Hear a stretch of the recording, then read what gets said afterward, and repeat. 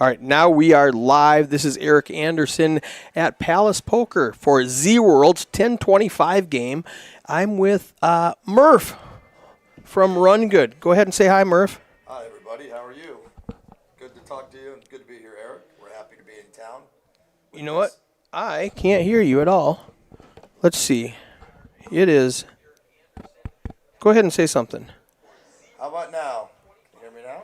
I cannot hear. Can you hear me in the headset? Oh, yeah. Here. Wait, no. I'll just turn on this one. Never mind. Now try it. How about now? That's way better. That's way better. Perfect. I didn't know you grabbed mic 3. No I thought you worries. grabbed mic 2. All right, we're good now. Fantastic. Happy to be here. We are looking forward to. We're in town this week, obviously, for the Run Good Poker Series here at Poker Palace, Palace Poker, excuse me. And Common mistake. we are glad to be here. We're excited in Dallas. Dallas folks are looking forward to coming out, I hope, and get some Run Good rings, have a little fun. How many rings do we have this in this next 10 days? That's a great question. I believe we're looking at, 16 16, events. 14. I thought it was 17 rings. So our tag team has 2 rings, 14, right? but we have 3 rings that are closed events with the industry, Yes. the seniors, and the ladies. the ladies event. That's why, yep.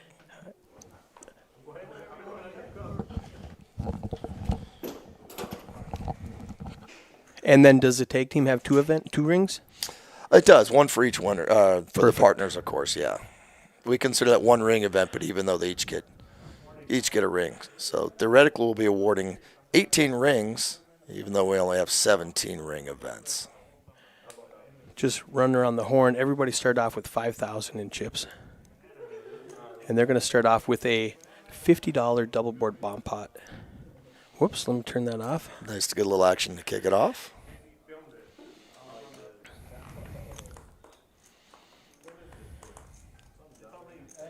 So Jim, in the box, he's been dealing tournaments,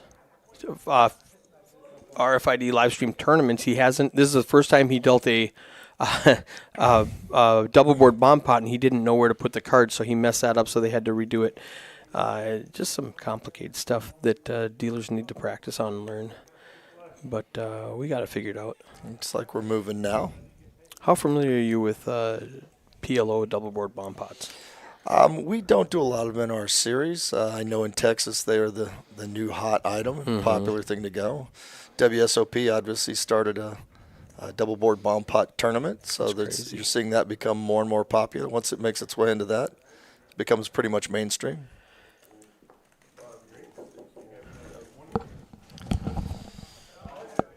Let's see, we're down to 2. Grab a chair, Esky. Got a guest commentator in here. First hand, double board bomb pot. A lot of nothing. Little Raj just bet the flop and won it. And grab that. Hey, man, Ryan. Murph, nice to meet you, Ryan. Nice to meet you as well. All the guys at home want to know that too, so you're going to have to say it again. We got Ryan Esky in the booth with Michael Murphy. You got to go backwards. No, you're good. You're good. Oh, okay. You just put down backwards, so we got to flip that up. You're good. Say hi. Hey, everyone. Back in the Palace Poker commentary booth. I'm excited to be here. It's a great lineup tonight. I just went and said hello to the players. You know all of these guys or most of these guys? Yeah, I know all these guys. All right. The Adam in the 2 seat is the only one who I'm not familiar with. He's a really tough player to play against. Yeah, I watched with. We are on a 1 hour delay. They started playing at 6 o'clock. Yeah. So for the last hour, I saw him, and he looks like somebody that's going to cause headaches.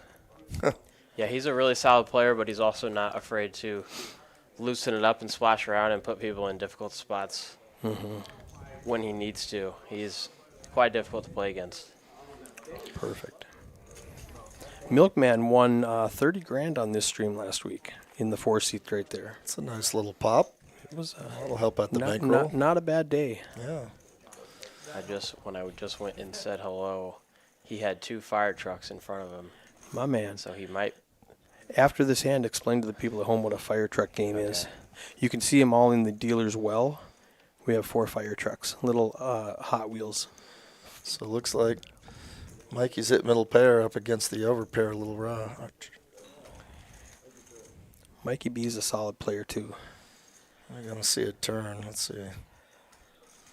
Yeah, they both got 2 pair at this point.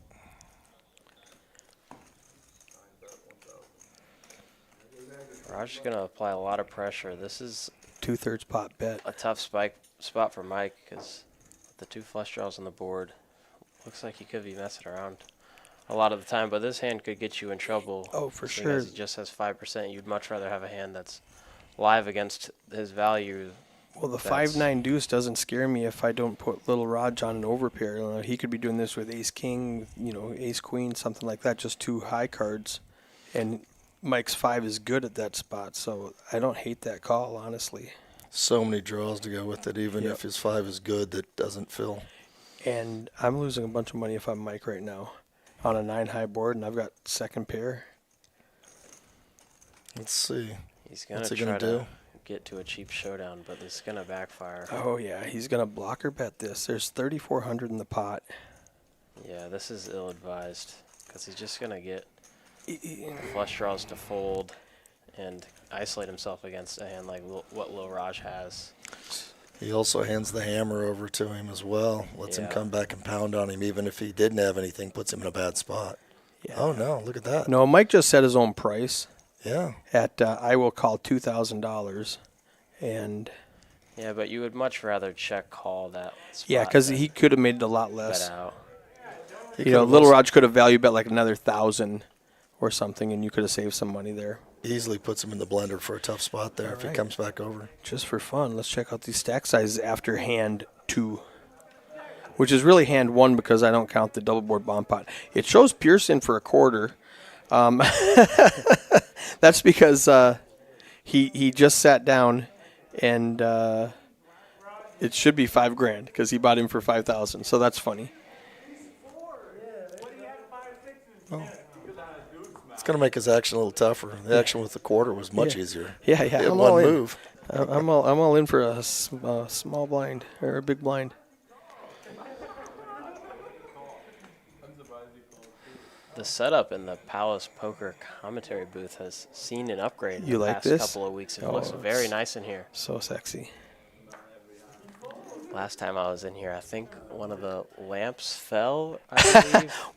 We did some remodeling, like structurally in the building. We built a bunch of offices, and while we were building offices, the president used this as his office while they were remodeling his office, and he just moved out this weekend. So I get my commentary booth back. But we Just got a glad nice to be hand here going when on. I don't have to dodge falling items from the ceiling. Yeah, and then we had a couple of maintenance men in here with a big ladder behind me. They were in the ceiling figuring out some sort of Oh, I think electric- the air conditioning was out when you were here. Did the maintenance men have any clever insights to the action on the table? They did not. They kept to their own, but Unfortunate. I am training a new action tracker for production, and he messed this hand up. Just full transparency. That happens sometimes. So you can see the dealer talking him through, and he's switching through the action, so the cameras are jumping around trying to figure out what's going on. I was off getting chips for Mike B, who just lost that big hand, so I wasn't in there. So he's trying to figure it out with. You'll see me walk in here and fix it. You know, I put my cape on and save the day. And I posted this link for this on my page out there, Rounders, Grinders, and Donkeys, and which is going to be some new folks coming on to watch this. Might not be as familiar with the chips. If you want to take a moment and go through the breakdown on those for them, Eric, so they know what they're looking at. All right, so our red chips are 5. Our green chips are 25, just standard. Our black/gray chips are 100. And our, I think we have the pink chips are 500 and the aqua chips are 1,000. And everybody started with 5,000. Nice. And this is I don't know if it's uncapped or match the stack, but it gets big. It gets to be a healthy game. I believe this is most likely match the stack, which is essentially uncapped.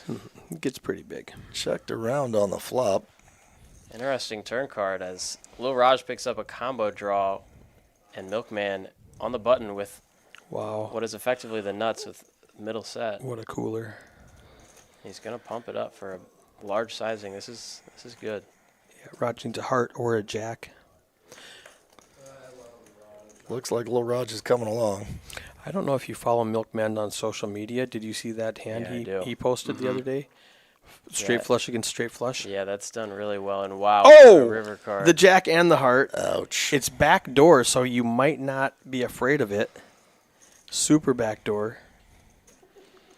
Yeah, but no bets went in on the flop, so it's pretty likely that he has a lot of different heart combos here, and especially when you're getting asked to see your chip stack, and then you get a big bet goes in. $2,000. Sometimes Didn't in hold a off. And uncomfortable situation, but immediately puts in the call and is shown the bad news. I mean, obviously, I can see the cards behind, but it would have been nice to see if you could have played that a little differently in the end, try to get a little different value out of it.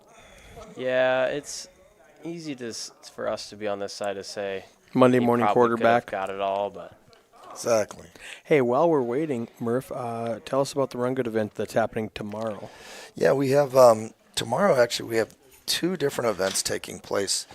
We have our industry ring event for anybody that works in the poker industry. If you're in the or casino industry in general, if you're in a casino, or if you are working in a poker room anywhere, you are welcome to come play that. And then later on that night at 6 p.m., we have our double green chip bounties. So we've got 2 events to kick it off on Thursday. And then on Friday, we'll start off with our Poker News Power Stack, which is a great multi-day event. How many flights are on that? 4, I think? I or believe- 5? I believe it's going to be 4 flights, 2 on Friday, 2 on Saturday. Oh, wait a minute. No, we do. We have a do have a super turbo? on at the end of the night. That's right. So we do have a 5th flight that starts at 10 o'clock or something. That's actually a great opportunity for someone that likes to play a little faster in Are the we turbo doing style, 10 but minute wants a levels on multi-day that or event. 15? 15. 15-minute levels. Yeah, but that's a little different for a multi-day flight. You don't usually find short turbo flights like that. I will be live streaming the majority of the side event final tables and the flight A, flight 1, 1A, 1B, 1C, 1D of the multi-flight events. So day ones is what I'm trying to say. So Good opportunity for someone to get on a live stream that's not looking to buy in for $5,000 in a cash game. You can Right. finally get in for a little less than that. yeah, jump into that $360 tournament that we've been running satellites for a month. So that's I expect to be pretty healthy. Nice. What's the guarantee on that for 360? The guarantee on that's $100,000. Nice. Yeah, $100,000 on a 360 is a heck of a price point.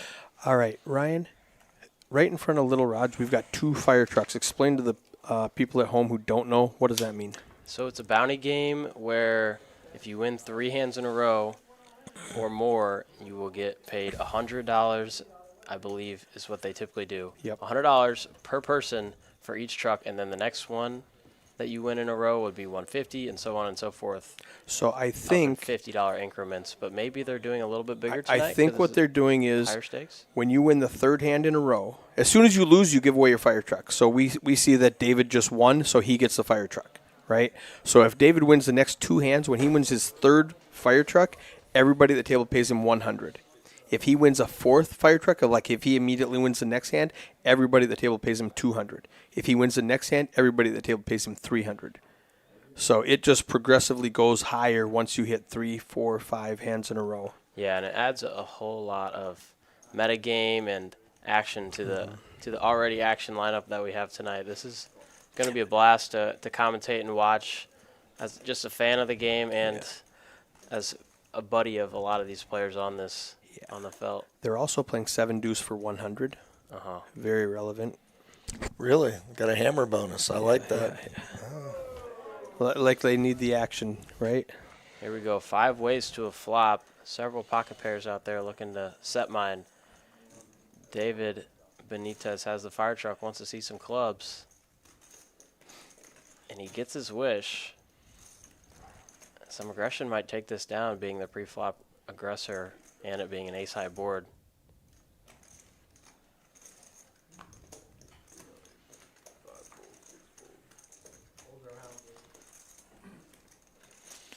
I think you're right. Looks like that move right there may, very least, get him heads up, if not take it. With 2 fucking trucks, man, I call it. Oh, run it out. Oh, my God. I like that, man. All right. So, like I said, I am training a new person in production.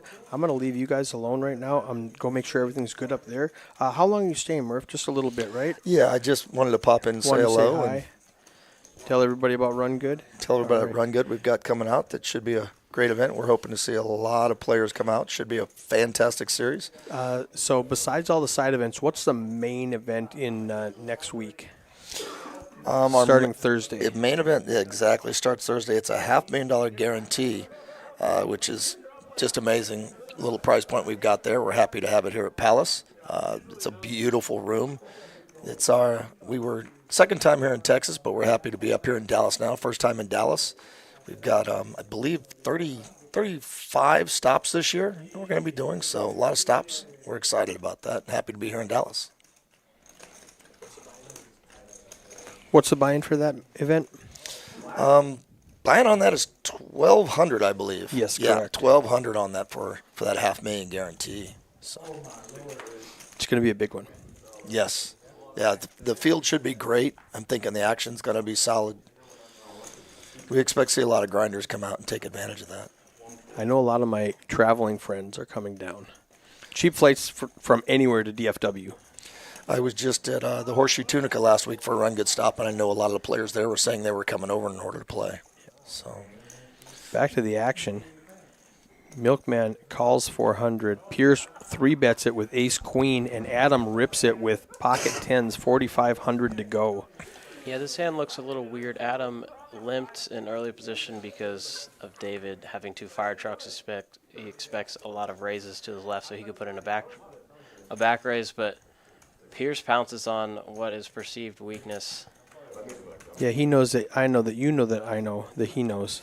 Yeah, that's the beauty of this game, and it's a very difficult puzzle to put together. David is seeing if he's getting a price here with the ace-6 offsuit, as well as getting a bounty from everyone if he wins this hand.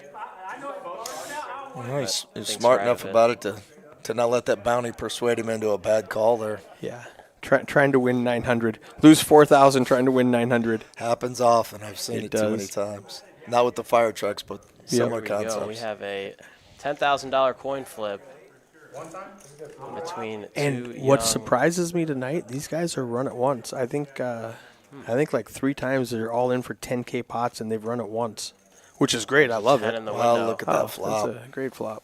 He's got backdoor straight draws and not anymore. Yeah, that's Game gonna kill over that. for Pierce. And the river. Yeah, the deck has been set down. They are running at once. 10K pot going to Adam. I told you he's a stud. Brand new to the stream. First time on my stream. So, Beginner's luck. all right, Gotta I'm like gonna run upstairs. I'll be back in a little bit if you need me. Ryan, you got this? You got this? Sounds great. Perfect. If you need to see any stats, right over here, click on stack size, and it'll pop up your stack size.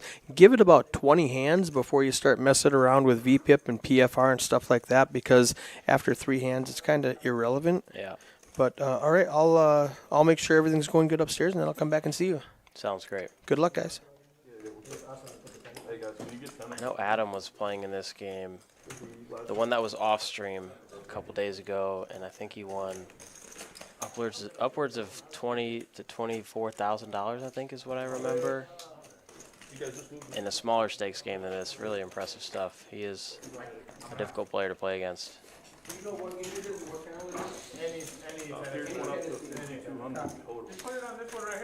I know you mentioned they've got little action on the 7 deuce as well. No, 52. Said $100 for a win with the 7 deuce. Yes. So we got a straddle. Like in a home game I played in years ago, we had an interesting little twist on that. We would do the 7 deuce started off, and every time somebody won it, next time it was doubled. Oh, I like that. So by the end of the Yeah. night, it was pretty juicy at the end of the night. What do you think the biggest bounty was for that game for 7 deuce? I think there was one up around $8,000 at that point. It just got ridiculous. If somebody would shove, you knew they either had aces or 7 deuce offsuit. You just weren't sure which when they put it all in at that point. And what were the stakes, and what does the game start out as? To go all the way up to 8,000 is pretty. Pretty wild. Yeah, it got to the point people were having to use IOUs. It was actually a 2-5 game. It was a smaller game. It wasn't even as big as this game, but Yeah. we played for an extended period, and by the time the end of the night got there, as that just kept doubling up as That's crazy. yeah, it did. It got a little wacky. So it had everyone playing out of their stakes on that piece of the Yeah. game. Pots became unimportant if you had that. Yeah.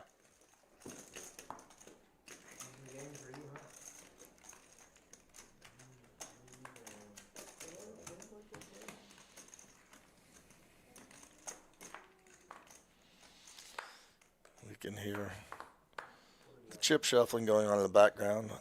One lady described as a poker player's favorite sound. It's ASMR for poker players. Exactly. Someone should probably put that out on a stream somewhere. You can Yeah. poker player ASMR.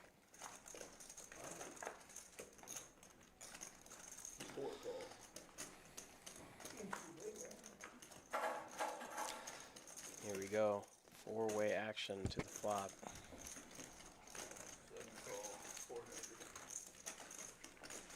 Everyone's got a diamond, at least one. It's going to make it hard to find many on the flop. There's one in the window.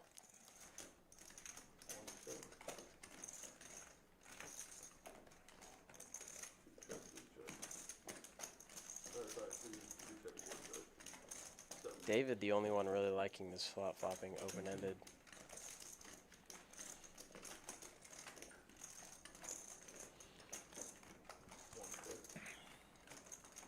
Now everyone has a straight draw.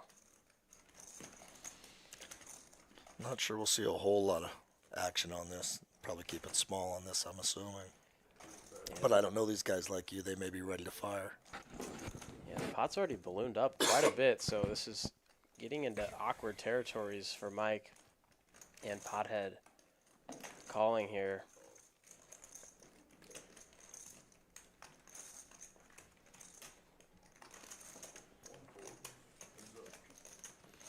Big river card coming up. And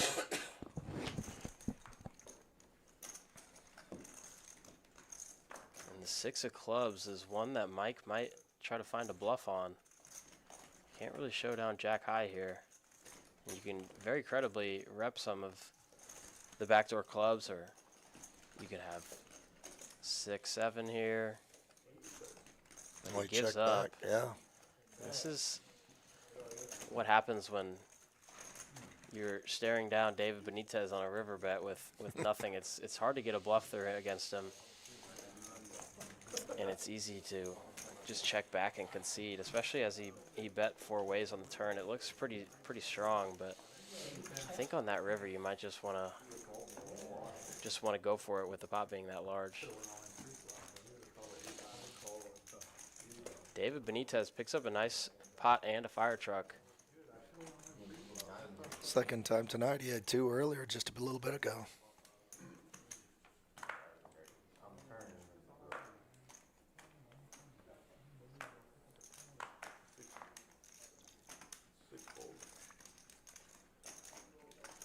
Yeah, better on it, yep. Alright. 7. Yeah, 6 folds. Correct. $100 straddles on. 1 raise, 1200. 2 folds. I assumed the 50 would, of course, be on the single straddle, be on all night, but I wasn't sure about the 100. As you can see, it is on. Pothead wakes up with a premium in the dealer spot. 5 fold, 7. Takes it down pretty. 1200. And you mentioned that you play with these guys a lot, or you know them? Yeah, I know everyone in here and have played a lot with many of these players. Some just a few times, but everyone in here is a tough opponent and they're respected. How's the commentary been on the upcoming series? Are many of these guys planning on playing, or are they just going to grind cash instead? I think most of these players are cash. I know Mike and ZWorld and Milkman, I assume, are all going to fire because they all play tournaments. Mike in the 7th seat on the right side, on the left side of the screen now, is mainly a tournament player. He's had a lot of recent success in some big tournaments around the Dallas area. So he will for sure be playing. Very nice.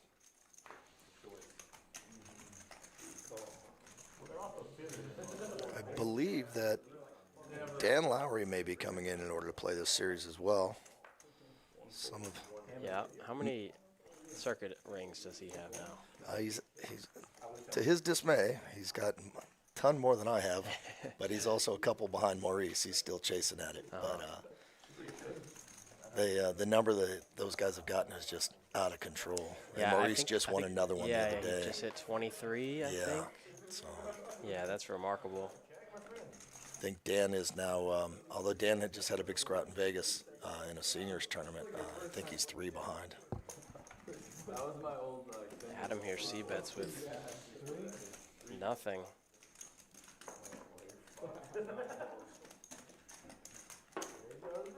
Maybe some well-timed aggression on the turn or river could take it down on this type of turn card. It's kind of scary to keep blasting here with just 5 high, no draw.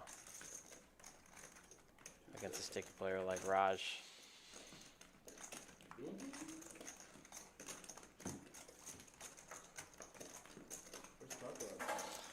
River's effectively a brick, shouldn't change too much.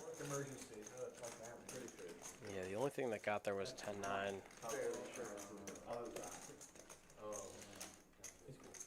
Raj is going to put out a sizing, kind of acting like he has king-jack here. I like this. Put ace high and maybe pocket sevens that Adam could have in this line and in a comfortable spot. But Adam here with just 5 high could potentially sniff it out and put in a raise, but he's just going to concede. That's a nicely played hand by little Raj there in the 9 seat. I don't know why. I think it's a cool name. I think it's cool too. He's got quite the outfit on. I just went in there His and name is Spooky. I like Spooky. shook his hand, and we were joking together. Yeah, that's why it's He's quite a fun player to hang out with, and he's got some cool boots on. makes it way cooler. We'll have to take your word for that as we can't see him under the table. Yeah. Yeah, and he sells fireworks too. He sold you your crib? Huh? He sold you your crib? No, not him. Ross said which one? Which one you bought? I'll let you know after the stream. So let's say he has a fire truck. Presajado, that's what I want to say. Who has a fire truck? It doesn't matter. Yeah, that's what I was saying. Yeah. Adam's back to it. Does like to mix it up. Can I get my cards back? Yeah, if he runs well, he's a force to be reckoned with. You better, man. You better. You better be aces next time because you're going to fold you. Milkman with a small 3-bet out of position is going to take it down because Adam doesn't have much of a hand to defend with. I'm still going to jam him with 5-4. Every time you got it, they know. And do you think that was more of a Fold it like position raise there, or he just knew that Adam's able to get a little spicy out there Yeah, and I mix it think up? he just knew that Adam is probably a bit wider than most players in that position and Can I not win? could take it down with some aggression pre-flop. And the small blind, especially having 3 people still to act left behind you and having to be out of position post-flop, you should really be playing a heavy raise strategy if you're going to enter the pot. No, I'm not leaving, but I mean until you guys start fucking me A up. lot of quick folds there. Captain's is cool. What do you mean? He left during street. He left, yeah. He got up and left. I bluffed him massive. Dude, he won like 14K. Yeah. How sick is that, bro? Wow, He's like, I have a tournament to play for The 2 battles of the Jack-7. Bro, I know, I'm fucking. I never did. That was Right, Brian? I always play to the end. Always to the end. Both hit. Stack me and then Yeah, they both connect in the same way with top pair gutter ball and backdoor flush draw possibilities. And David might just stuff it in here. It's kind of uncomfortable to play this out of position with not too much money left behind in Milkman's stack. And especially because Milkman has a fire truck as well. I think David is just going to go all in here. all in.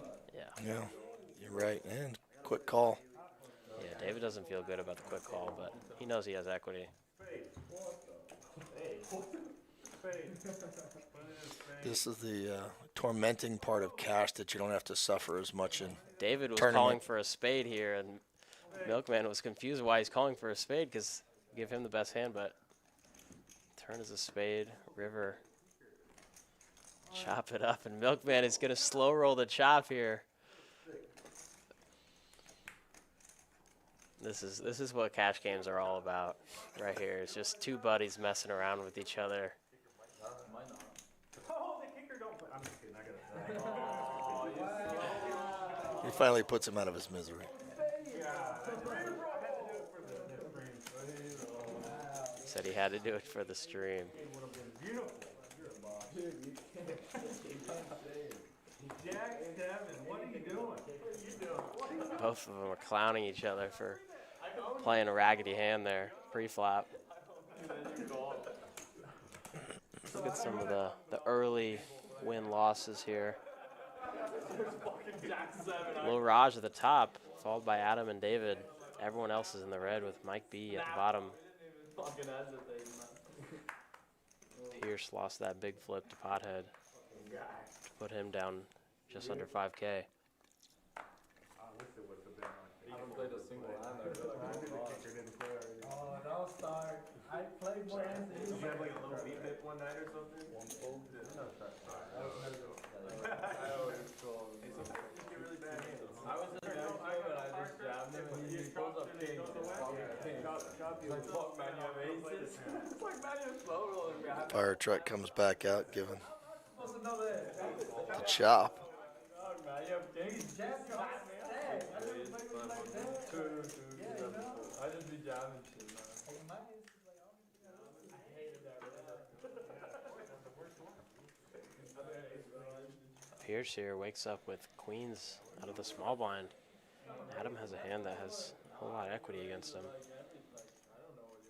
Wow, is going to pump it back up with a 4-bet. Pierce has a decision here whether to just go all in pre-flop or flat and play out of position. I think he's just going to end up going all in because he knows that Adam is a little shisty here with some of his 4-bets and isn't afraid to put people to the test. Just getting a little camera time before I think he's going to stuff it in. He is going to call. Here we go. 2,500 in the middle, 4-bet pot.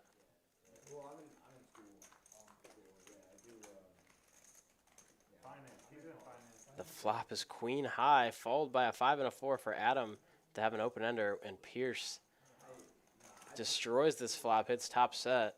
Both of these players, Adam is definitely liking this board, having 4-bet this hand, flopping such a clean draw. This turn could be an ugly situation for Pierce if Adam hits. Yeah, Pierce is in an interesting spot. He's just going to elect to call. I like that trap. Second time he's flatted it. That's not what I said forward. Yeah, I never seen him run. I seen you, Adam, I seen everybody. Turn jack of diamonds. I never seen him. It's going to connect a lot with Pierce's range. No, I have a Having 5 on Thursday. a lot of jacks pre-flop. Ace queen here. This is kind of an uncomfortable spot for Adam. I'm not sure what he's going to do. I don't mind either checking this back and just trying to realize your equity for free or trying to go all in and put max pressure on a hand like ace king that Pierce could have. Does check back. Does check it back, and river is an ace, which is quite an interesting card. I'd like to see Pierce try to slip him some rope, although if Adam had a hand here like ace king, he might not even bet the river for value because it would be quite hard to find enough hands that his opponent could have to pay him off. So Pierce he does find the check. Wow, what a great check. Check for the third time. That's a great check by Pierce. And Adam you have to go for it here. You have many hands like 9s and 10s that are in Pierce's range that are going to fold to this river bet. Just kind of unfortunate here for Adam that Pierce has a hand that is, of course, not going to fold and is going to go all in. Yeah, he's just going to quickly send it in. Nice hand to Pierce. He's going to take down a large pot here. Played it well. Shows the table that he wasn't messing around. And I think Pierce is going to get just about back to even after that big pot. I think maybe he's going to be down about $700. Let me check out some of the early VPIPs here. Still only hand 13. And I'm sure some of those guys at the bottom will show that they're not afraid to get in there later down the line. But Milkman and Adam at the top.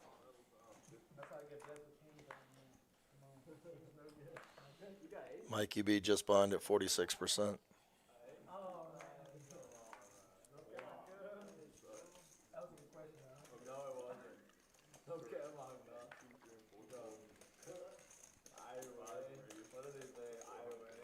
ZWorld here is going to put in a 3-bet. Kind of a small sizing.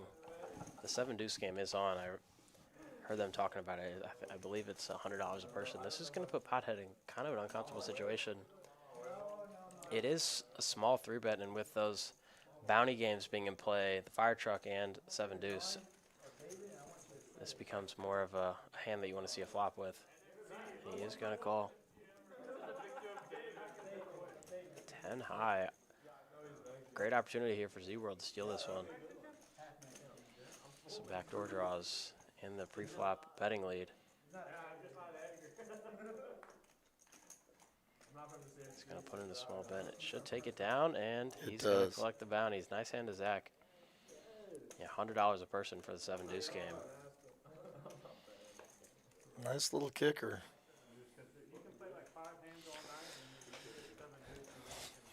Plays well and gets the bonus on top of it.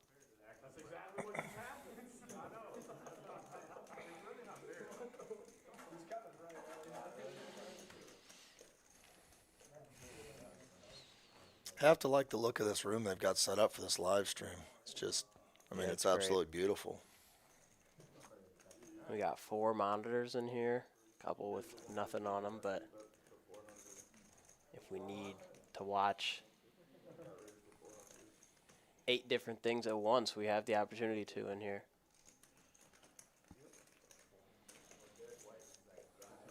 Looks like the graphics are a bit behind, but I believe that's our last hand, correct. David Benitez has the 200 straddle on. Here we go, buckle in.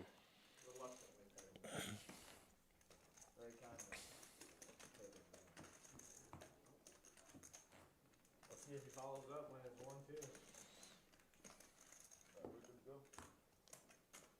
Yeah, 200 off of 3. David. I'm in absolute shock of the 400. I knew I was going to get a bad handle. Milkman could have put on the 400 straddle. Obviously happy that he didn't here with 10-5, but was telling me a story about him playing down in Houston at Champions Club where he, I believe, put the straddles on for everyone at the table, essentially, all the way up to 1,600 or 3,200, he might have told me. I can't remember the exact number, but bought the straddle position for everyone at the table, essentially, and ended up winning a huge pot for a big PLO stream down there, and we were chuckling talking about it. Little Raj found pocket jacks, puts in a raise. It's going to bring it back around. Yeah, Lil Raj puts in quite a small 3-bet here out of position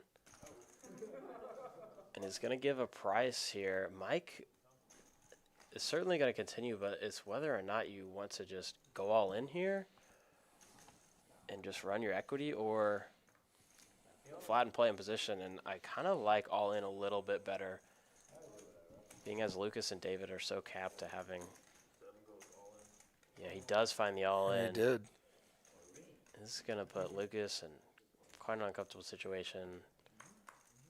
I know he wants to get his VPIP number up, but this would be sticking his neck out a little bit too much. Raj has an easy fold, I believe, here with with David's money in there, and pocket jacks, of course, being a pretty premium holding. I know.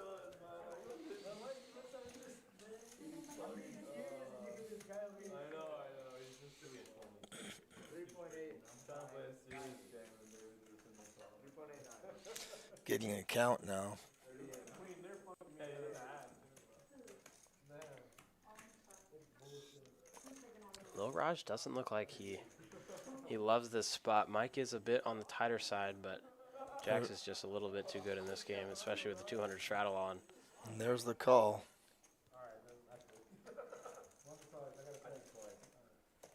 Yeah, it's not very many big blinds when you realize that the 200 was in there. Running it twice here, $8,000 pot. Jacks versus ace-10 suited.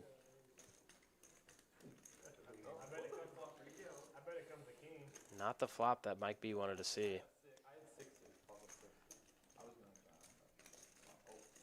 But it certainly is the turn card as the ace comes in. Raj drawing to only 2 outs. Tray's full. And this is right now is when you're quite uncomfortable as Lil Raj here, hoping that you get half your money back.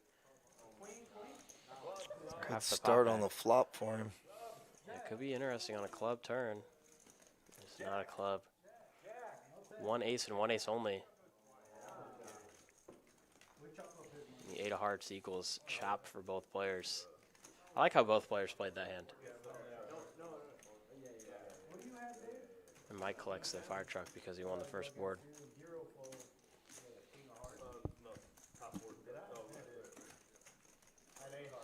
Would be an interesting twist if they gave each one a fire truck and both of them had a shot at it on the next hand. That would be interesting.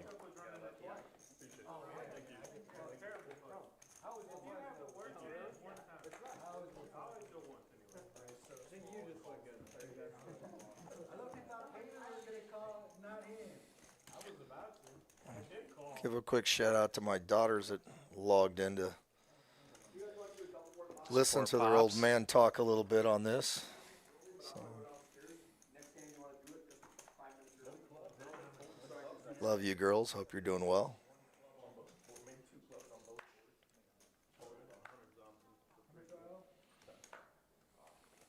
Where are you from, Murph? I actually live down in the Tampa area of Florida, Okay. but spend about 7 months out on the road a year, Nice. either with Run Good or WSOP, or Yep. I do a fair amount of playing as well.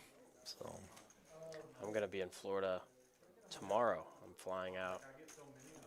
And I'm going to go to the Miramar Beach, Destin area, if anyone in chat is familiar. very For a little nice. family vacation. I'm excited for it. Very, very nice. The weather's good down there. It's a little colder on the panhandle, but Yeah. 80 degrees earlier when I spoke to family.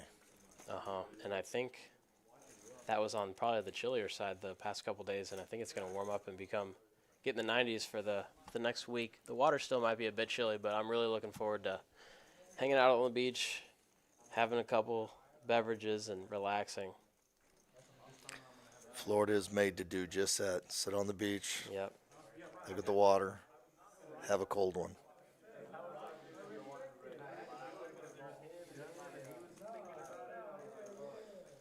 Well, let's see who's going to get aggressive on this one. Yeah, David is the pre-flop 3-better. And it's quite a good board for his range, and he's going to put a small C-bet in here. Pothead can't do much here with just 10 high out of position, no draw. Rightfully judged, he let it go. So when you're going to jump into this main live stream and be on the other side of it? I have played a couple of times, and it was a blast. I actually commentated a couple weeks ago, and then the game got shorthanded, and I ended up filling up the spot, and I was quite excited to play, and we played for a while post-stream, and I had a blast. This is unbelievably beautiful room, and the live stream setup and room especially is just amazing. If you want to play, try your best to get on. It's worth a shot here. Contact Eddie Bat on Instagram or ZWorld Poker on Instagram. I also believe if you want to play higher stakes, Slick Rick and Zach Barron, if you're familiar, are going to put together some of the higher stakes lineups. But they also run tournaments, of course, to get on the live stream, and they have smaller stakes games on weekends. 1-2 I've seen. It's a bunch of variety of games, so. We're going to mix it up even a little more this week as we're looking to live stream a bunch of the flights, day one flights, as well as multi-flights. And I believe Eric's going to be live streaming all the final tables. So That's fun. yeah, it gives some folks to get in for a much smaller buy-in chance to get a little live stream action. Yeah, come fire these tournaments. I'm looking down at the sheet of paper in front of me. A bunch of different opportunities for a whole lot of money. $100,000 guarantees, $500,000, bunch of different events. Come try your luck. Get on the stream, show off to your friends and family. And the rings are nice bragging rights. They look good on the table to be able to start a conversation, have a little fun with it. Yeah, certainly. Not too much here for really anyone. David has top 2 pair up top. And Pothead has bottom 2 pair on the bottom board. But not much for Gutter anyone for to really Adam on the start bottom. betting. But what, the 5's dead already up top.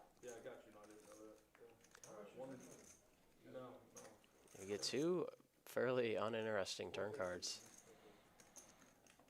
I wouldn't be surprised for David to take a little bit. This spot he does.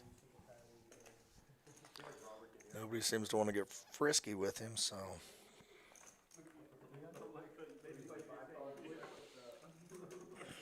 Little rush here with a straight draw on both.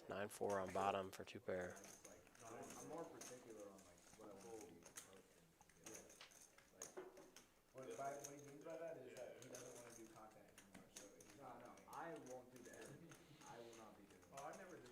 Four deuce connects for Pothead on the top board for the wheel. And Queen 10 connects for Lil Raj. And he's just going to check it back. Lil Raj doesn't notice that he hit the nuts on the bottom and is only showing the 9-4. But here it shows how important it is in PLO to just show your hand, because the dealer will figure it out. Other players at the table will figure out what you have for you. You don't want to be the one to muck the winner. Especially in these PLO bomb pots where it's just not as important for your to hide your strategy, because I mean it's just a little bit more of a luck. And even worse on a live stream where your friends will never let you forget it for the rest of your life. Yeah, or you got your wife. I'm sure. Maybe Raj's, I believe, girlfriend or fiance is, I assume, is watching and would be upset that he doesn't have an extra $900 in his pocket if he didn't show his full hand there. Yeah, that might have cost you more than $900 had you done that with her.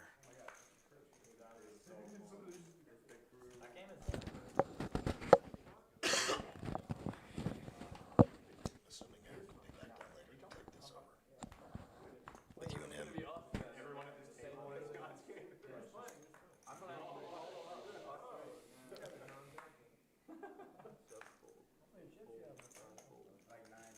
That's where I lost 5K in 2 minutes.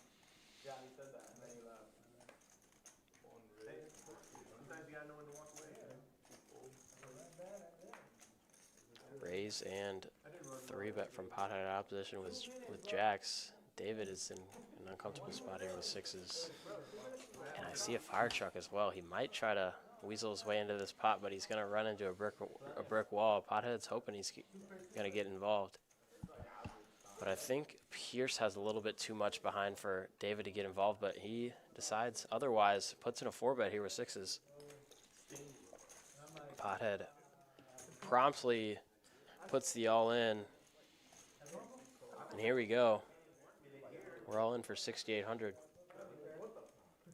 Pair versus pair. No flush outs for either one. Or for David, I should say.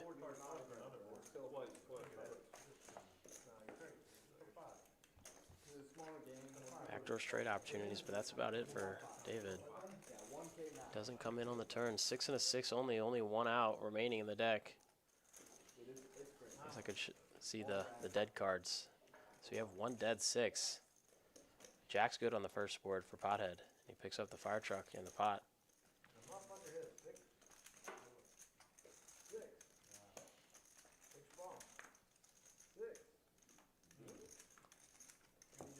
Scoop. Nice hand.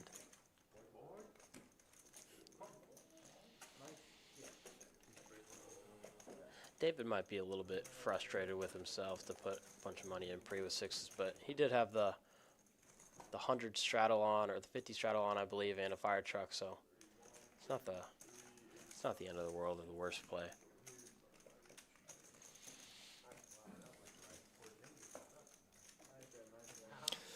One of the nice things when they have that, a bonus like the fire truck on that, is it does get some folks to maybe get a little friskier with some hands that they normally wouldn't, and open up action. Although for a couple of them in here, that doesn't seem to be an issue. They're happy to open it up without the fire truck. Yeah, exactly. These players, none of them are afraid to play big pots. It's a great lineup tonight. Here are some of the early winnings for each player. Lil Raj, commanding lead at the top of the leaderboard. He's probably hoping to keep it going. Pothead just picked up a nice one there. He is now plus 2.2K after that one.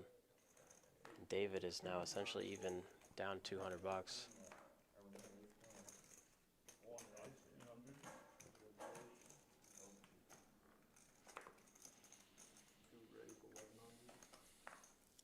Yeah, Adam's ruthless with this aggression. Partly the reason for this 3-bet is Pothead's going to open a little bit wider having a fire truck. And David loves his small pocket pairs. It's going to 4-bet again.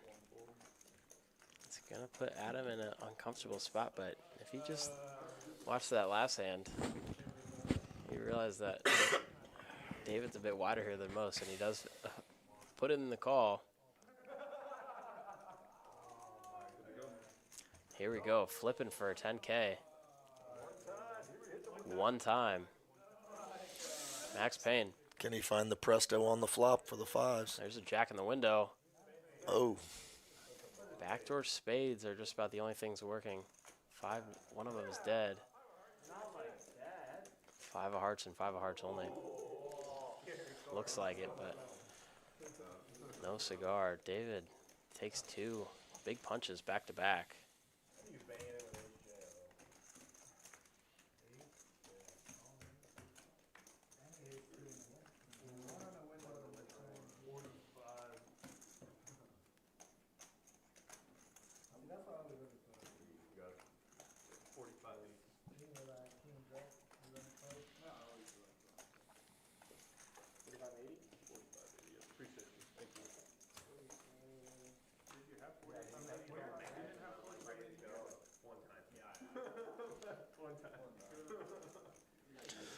at least the guys are having fun. One of the great parts about poker is that everyone's sitting around a table trying to take everybody else's money, and yet they can still smile and have good humor.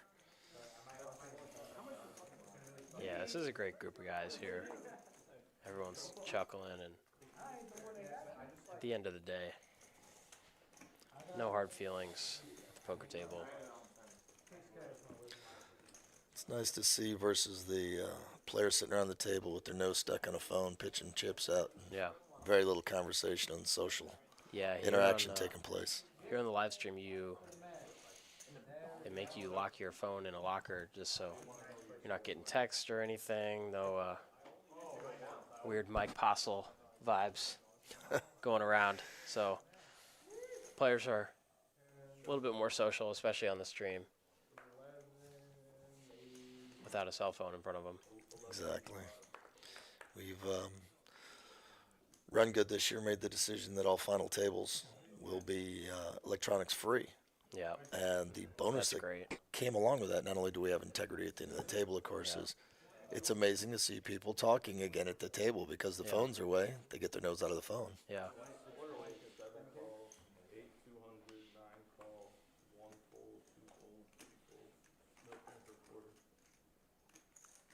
We had the incident at the WSOP main event a couple years ago.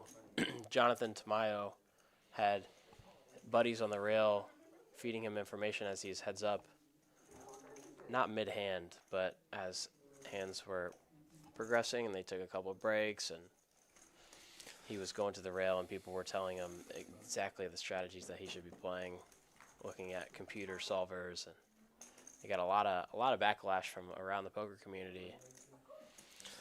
Unfortunately so. I thought it was not as impactful as they made it out to be, but Yeah, I believe that as well, but I could certainly see both sides to the argument. It was a little bit unfair of an event, like to the other opponent. Tamayo, the quote unquote cheater, ended up winning, I believe, $10 million for the WSOP main event.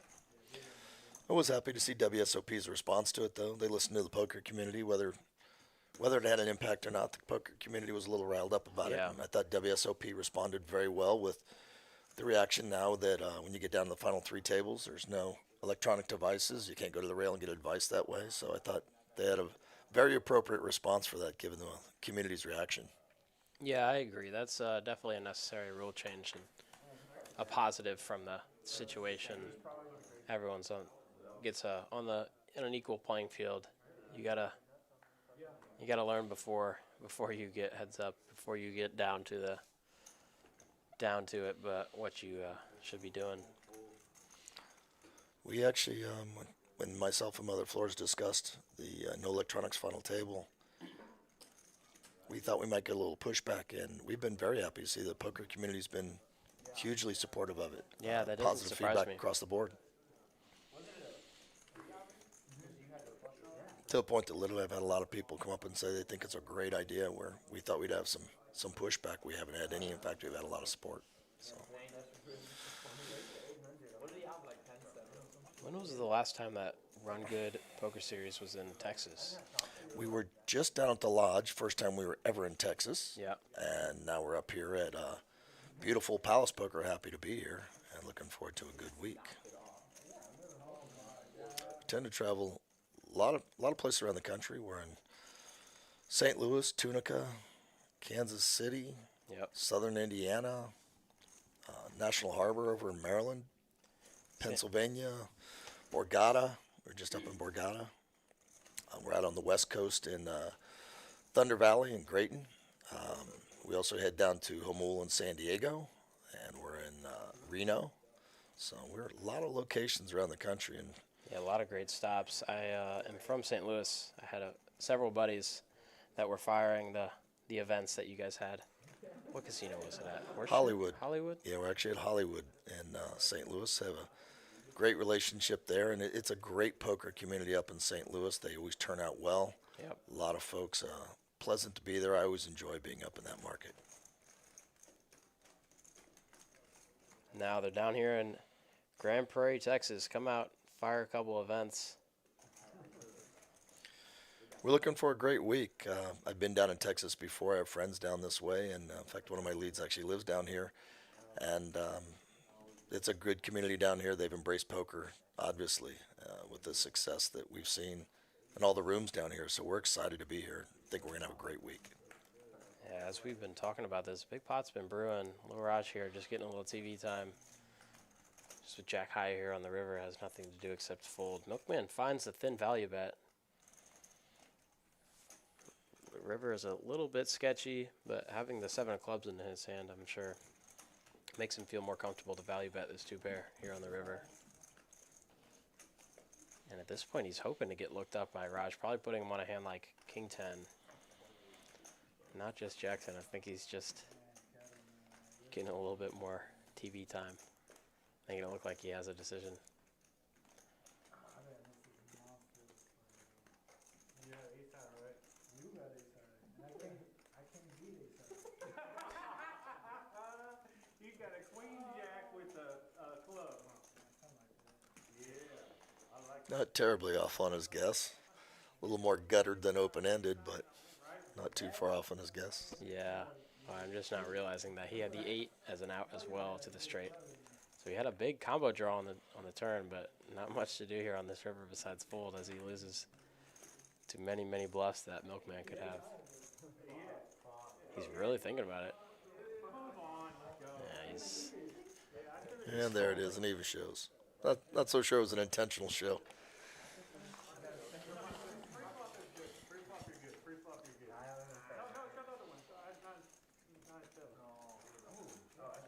Oh, he did show.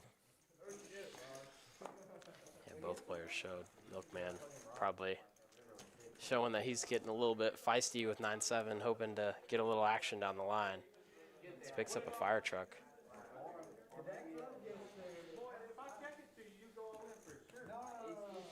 Threw me off at first when I saw the fire trucks. With them being purple, I didn't recognize them as fire trucks. Yeah. I love that. If I had an 8, I'd probably try to bluff, but I don't have. Oh, not this Mexican loving taco. What up, babe? What's up, fellas? What's up? There you are. There I am.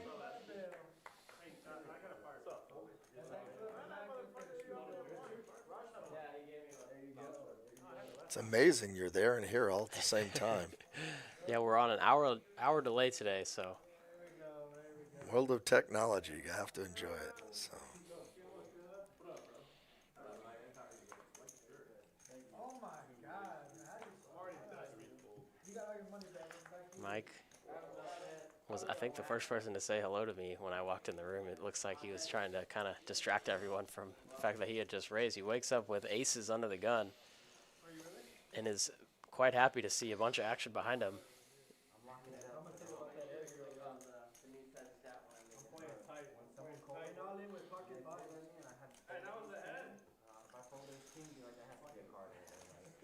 Here we go, 4-bet we time, go. 1,600. I like the size. Yeah. It's going to put Adam in quite an uncomfortable spot here with 8s in position.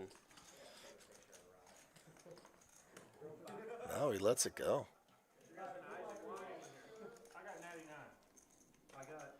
Milkman with the suited. The hammer. Suited 7-deuce stuffs it in and it's going to get snapped off by Mike, who's quite excited. Here we go, the worst hand in poker versus the best. 8,000 in the middle. Running it once, I believe. Heart followed by 2 vicious. more. Oh, Wow. He has to pray for no more hearts at this Mike point. is loving this flop, but he doesn't actually realize that he hates this flop. Oh, and on the river. Wow. Wow. Mike felt super comfortable on that flop of all hearts, having the ace of hearts. But Milkman actually flopped the flush, but gets unlucky on the river. So he had 2 fire trucks, and the 7-deuce was due for a big bounty there, but the heart on the river is a big dagger. Mike scoops a nice pot. Once again, we see the enticement of the fire trucks and the 7-deuce. Have someone get a little frisky with a hand he probably shouldn't have. Yeah. But it's good for the game. Mix it up, keep the action flowing. Certainly.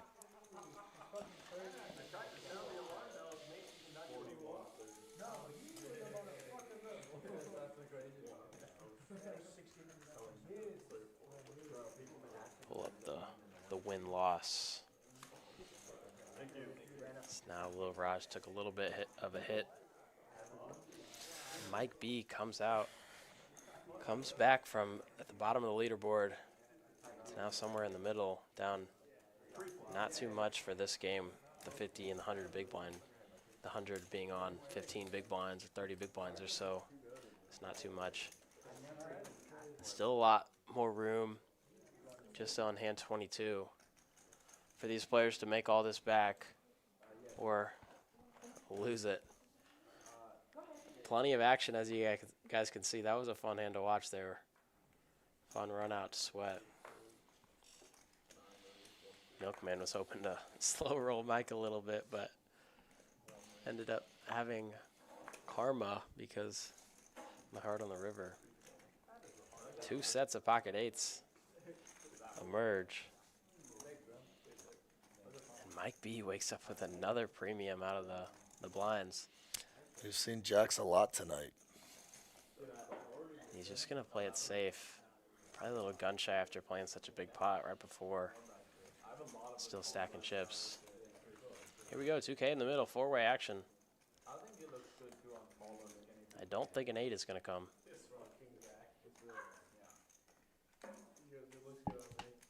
Yeah, of course it does, obviously. I don't know, like my friend who's a bit fatter, like he looked like a tomato. Like you have to be skinny to wear it.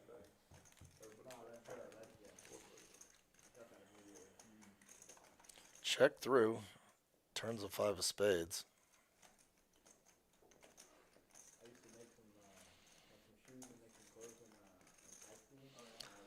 Mike's gonna put a little something at it this time. He's going to take a really small stab at this. Raj is going to float here with just ace-10 high. I would have liked to see a raise or a fold here in his position. It's going to put Pothead and David in quite an uncomfortable situation, but I think this kind of looks like the exact hand that Mike has, and Pothead makes a good fold. Let's see if David can potentially get creative here. It says he has 5% equity, but he's actually dead because Pothead just folded his 2-8s. Yeah. He's just going to peel here. He looked as if he was actually thinking about it, not just trying to get some TV time. Yeah, he certainly was. He is not afraid to put people to the test. If you got cards and shit, yeah, I get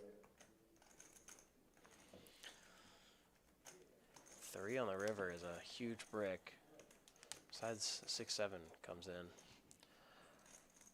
Mike is going to find a really thin value bet on the river as he's kind of fumbling with his chips.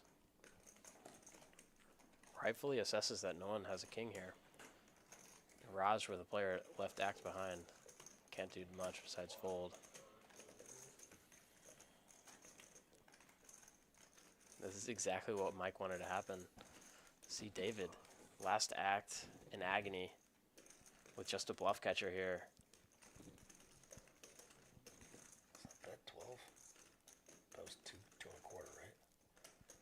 It says 12. I think he bet 12.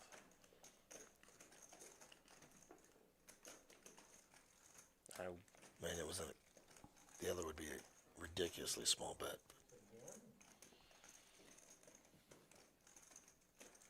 David's going to try to talk to him. I wouldn't be surprised for David to go either way, fold or call. I think he's probably going to call. Yeah. He does.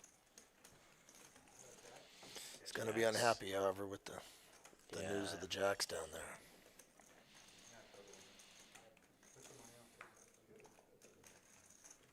Nice hand to Mike. 5K pot, shipping it to his way. He's got 2 fire trucks now. So he wakes up with 2 premiums back to back. Let's see if we can get another one. If you're a Mike fan, you're a lot happier now. He's up 1,700 as he just was the biggest loser, I think, about 10 minutes ago. Now he's got to find a way, unlike some of the others, with those 2 fire trucks to avoid doing something a little crazy with a hand that maybe he doesn't want to. Yeah, Hold on to those chips. Some people get a little bit too out of line here with the fire trucks.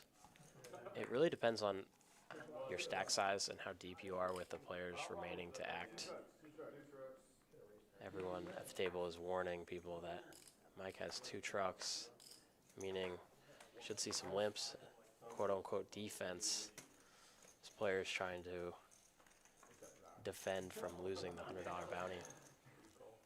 David likes the grizz, the queen 6 suited.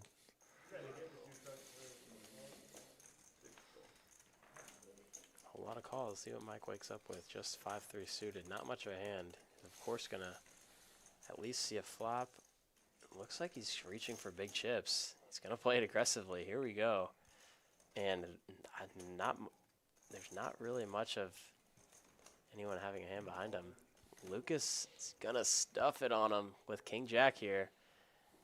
He plays great fire truck defense. I've played against him the other day and was on a little fire truck tear, and he was keeping me honest. Now Mike is in quite an uncomfortable situation as it's just a cold 3-bet jam for 4K, and he has the bounty on top of the price that he's getting. If you were to look at Lucas's exact hand, I'm sure he would call. But it's kind of difficult in this situation to stick more money in the pot. Everyone else at the table is very happy to see Lucas take that one down take the fire truck away from him. Didn't cost him as much as some of the others, but he still took a little bit of a bite with those 2 fire trucks with us. Yeah, with the 800.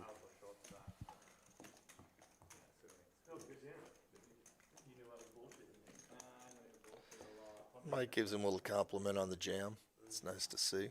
Yep, he said he knew I was bullshitting. 200 straddles back on. David's trying to get unstuck.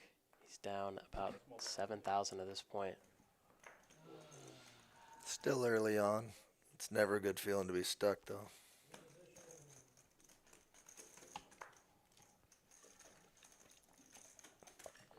Lucas here is going to try to acquire another fire truck, and he's going to run into a brick wall over there as David in the 3-seat. 2 raggedy holdings going to a flop.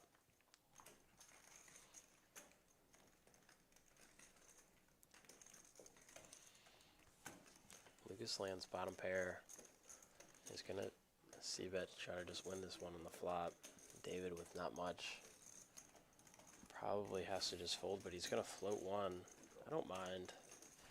I don't mind this too much. It's really a quite small bet, 325 to win 2K, and can turn some equity as he does, turns a gutter ball, and then also can turn just potential to bluff at it.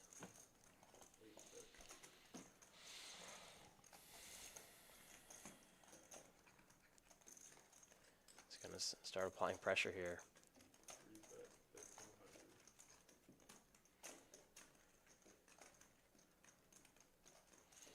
He's definitely not afraid to put chips in the middle.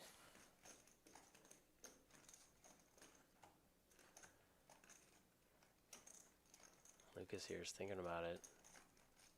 He does beat a decent amount of hands, especially with such a small bet on the flop. But it's just kind of tough because against David's value bets, he's essentially dead. He's going to find a fold. I don't mind the fold. David, pure aggression, is going to take it down and show the jack deuce. 3 was good there, but Yeah, put it in. What? You got there with that 4. what do you mean you got there with the 4? Yeah, he had a 4. No, he didn't. At jack 2. That's more of his range, you know? What do you mean? Wait, he showed his cards, okay? I'm confused, man. After he showed us the cards, it's gonna be what he had. I knew he had a fucking. He's such an editor.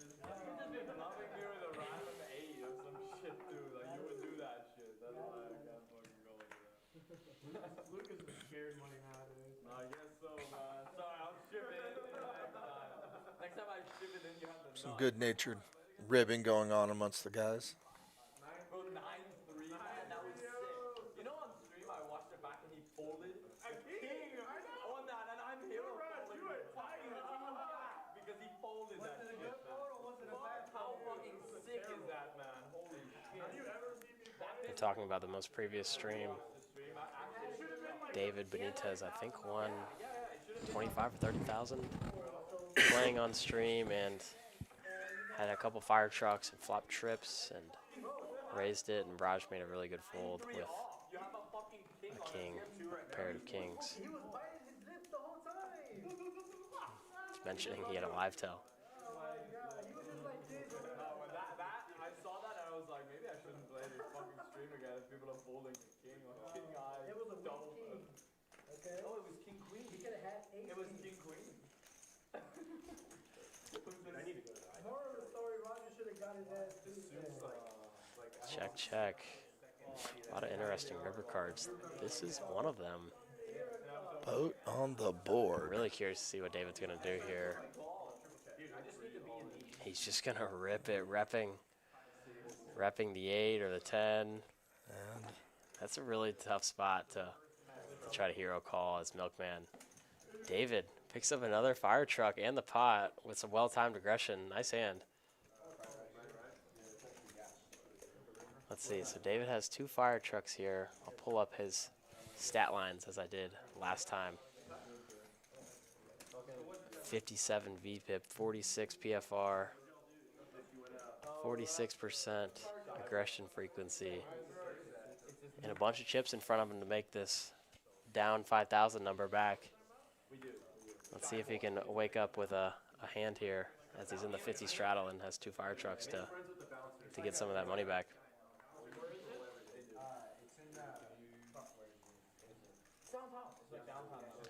It looks like no one at the table is noticing that David has 2 fire trucks, as everyone is just folding to his straddle. Wow, and he wakes up with Queen 10 suited here as it limps, and he's gonna pump this one up big time, I think.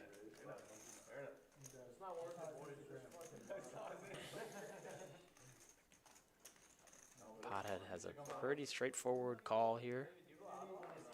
David could have many worse hands here in this spot with 2 fire trucks. Could potentially even think of back raising, but I don't think his stack size really wants to do that. Because he would have to essentially go with it if David were to jam. Here we go. Heads up to a flop. They both have the same hand. Well, look at that. This is really interesting because they spoke about it earlier. If the pot gets chopped, the fire trucks go back to the dealer. So David will lose the fire trucks if this pot ends up at showdown and goes and it gets split up between the 2 of them. Potted, it's going to put in a check raise and put David in a bit of an uncomfortable spot, but he has this fairly straightforward call. Try to get there on the turn.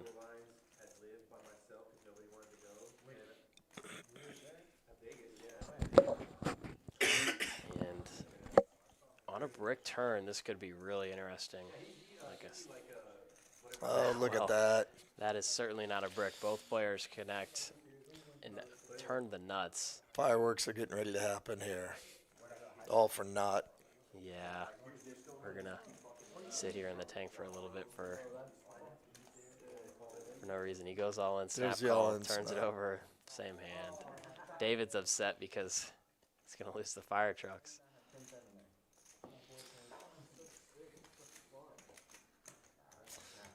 He's thinking he got lucky and hit. It's getting his 3rd fire truck. It's all coming together just to see the same hand.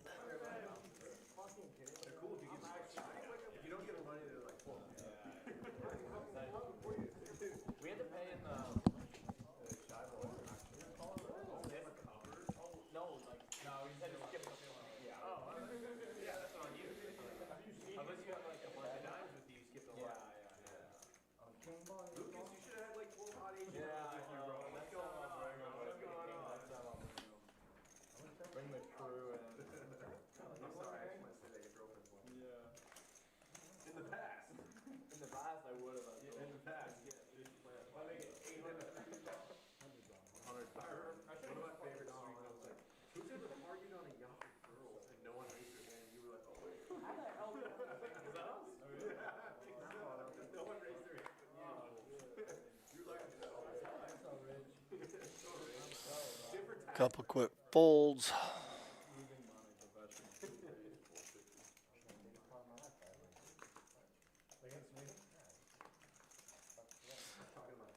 Adam finds pocket 10's going to bump it up to 450.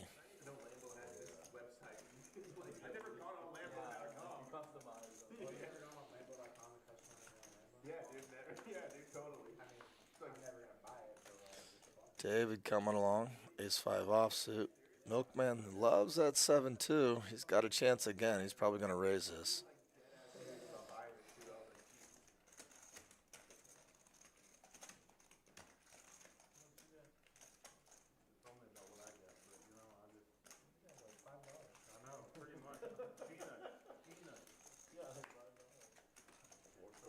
No, he found his way to a smart fold.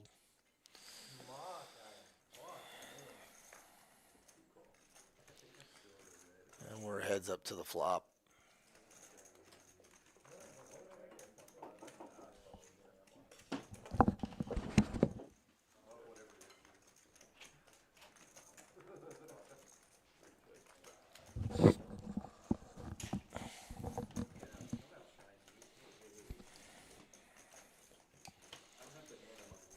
just thinking about it as I took a little bathroom break that we haven't been reading any of the comments.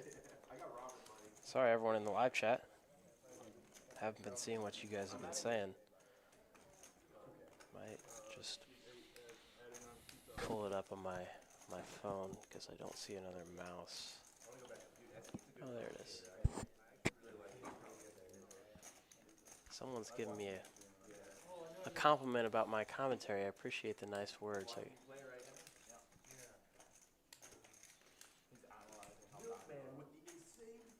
think that was Mike. Thank you for the kind words.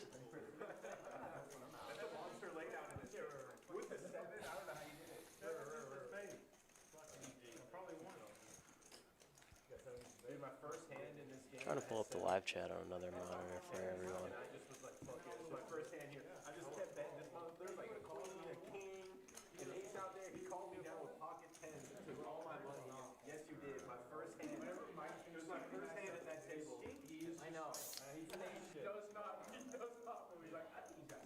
Mike doesn't pull against me, dude. I love him too much. No way, what? I'm happy though. I feel like I always respect you. Not you, this Mike. Oh, that Mike. Okay. Mike, like, Paul had never pulled. How do you not pull the king match? Wish I could. I don't know, like last game we played. Yeah. There we go. Can you see that all right, Murph, up there? Oh, wait. There we go. My eyes are not that good at my age, my friend. You probably have a much better shot at reading that than I do. Yeah, I can finally see everyone commenting in the chat. I appreciate some of the kind words that I see.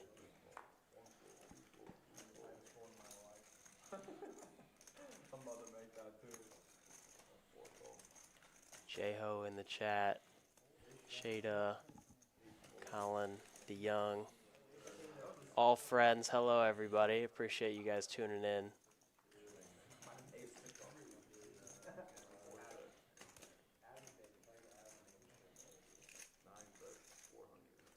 He's 7 suited says, who is commentating? My name is Ryan Farrell, a.k.a. Esky Poker on social media, and I'm joined here with Mike Murphy. I'm the tournament director for Run Good this week. Just popped in to add a little color, leaving it to him to do all the tough work. I was telling someone the other day, someone asked me how I liked commentating, because I've done it a couple times now. I told them I really enjoyed it. They asked me if it was hard. I said, no, not really, especially when it's something I really enjoy doing, playing cards, especially in a group like this, too, is super easy to just talk about. They're all chopping it up, having a good time. Makes it easy on me and Murph here in the booth to commentate a fun action poker game like this.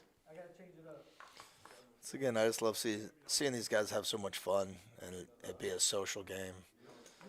It's one of the things I think poker has lost a little bit is that social nature. You see too many people stuck with their nose in the phone, and to see something like this is just enjoyable to watch. You want to be a part of it. Yeah, certainly. Come play some of the Run Good tournaments, make a final table, and you'll get on the stream.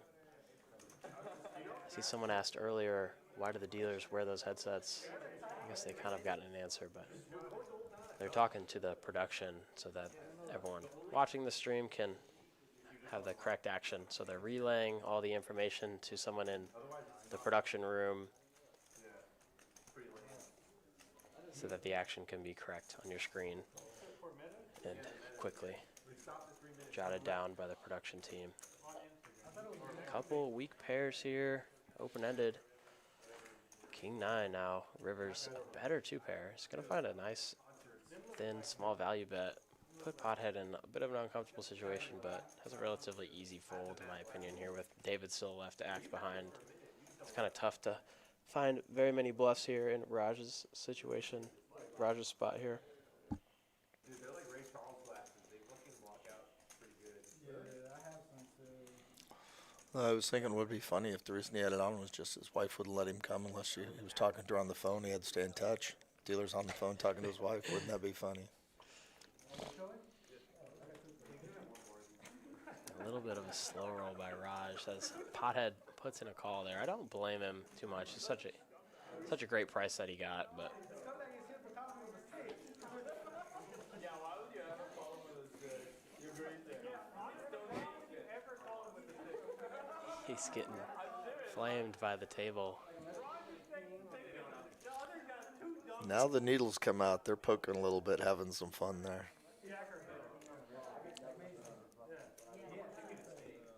Yeah, this group is a little bit more, might look like a little bit of a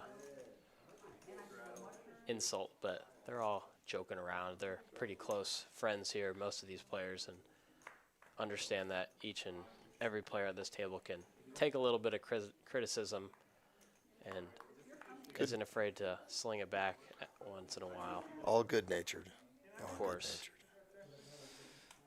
And I'm sure as the drinks flow and the libations keep happening, we'll see a little more of that. Yep. Pocket fives raises under the gun. He's got the presto again. Let's see if he can hit it.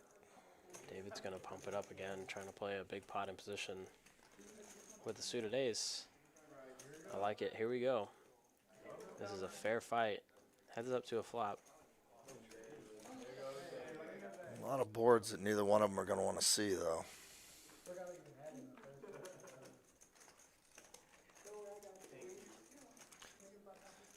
That, however, just fine for David. Yeah, David is certainly more than happy to see an ace club on the turn. Would be a little interesting. Lucas has a diamond in his hand, and after David checks this flop, he's essentially given the green light to start blasting. I would really like to see this big bet, flopping or on turn and river, but just gonna go check. Check, check. And now would not be a great time to start bluffing. He's gonna It's really gonna get looked try at it by a lot anyways. here. Yeah, and he gets really very quickly called here. David trapping essentially with the ace.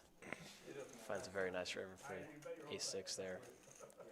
He's gonna pick up a nice pot and a fire truck.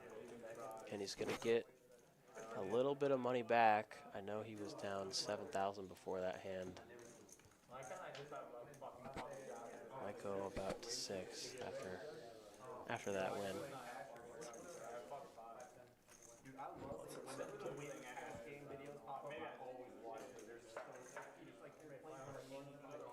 The guy goes like, I raised 50K. I'm like, this is crazy. I raised 50K like $5.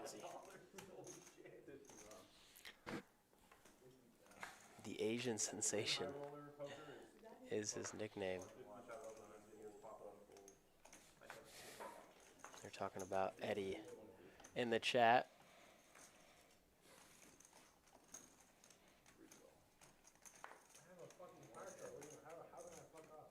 ZWorld finally wakes up with a real hand and a nice squeeze spot here on the button. He's going to pump this up for sure. Probably go to 1,000 is what I thought he was going to go. 1,000 would have been too big. He goes to 800. It's going to put all of those hands in quite an uncomfortable situation. Zach hasn't had too many hands yet in the stream, so to some he might look a little bit tight and get a little bit more respect. David here with a fire truck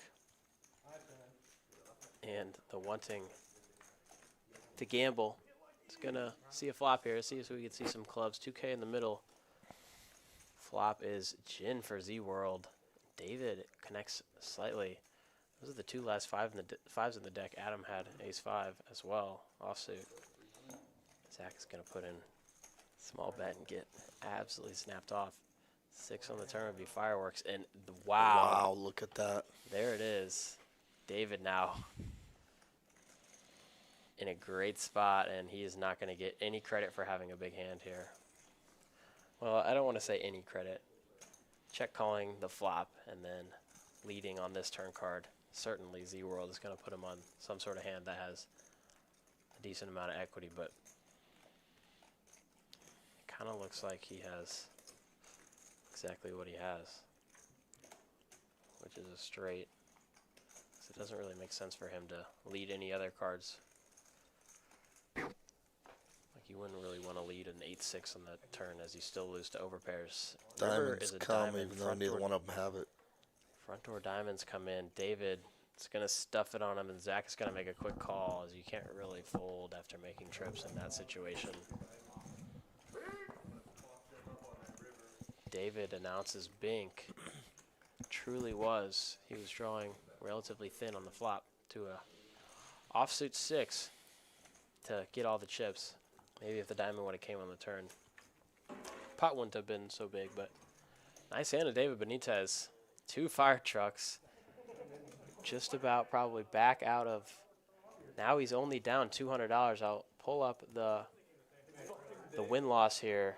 ZWorld gets sent down to the felt, down 5K. David's been active tonight. And hands on both the good side and the bad side. Yeah, you kind of can't really do much in a situation like that against a player like David.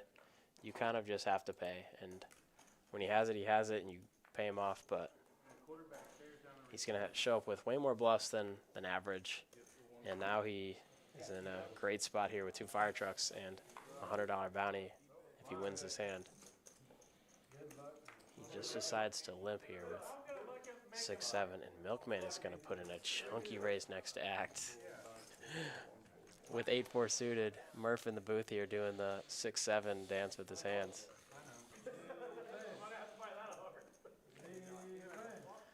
One day my daughters will tell me what it means. This is ouch. Wow.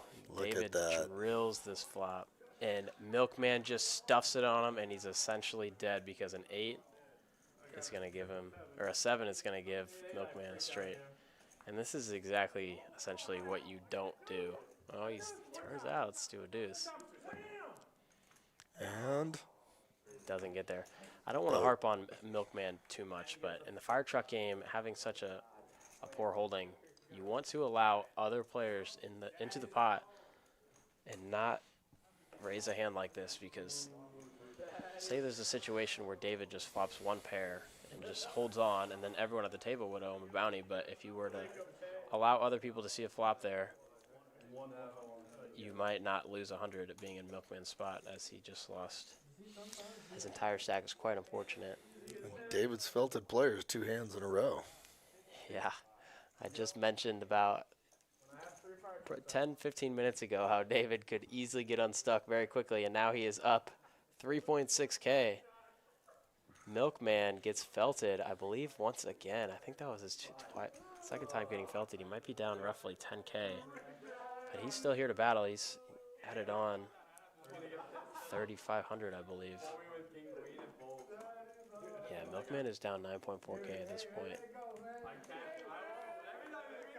Now David has 3 fire trucks. This spot is going to get interesting.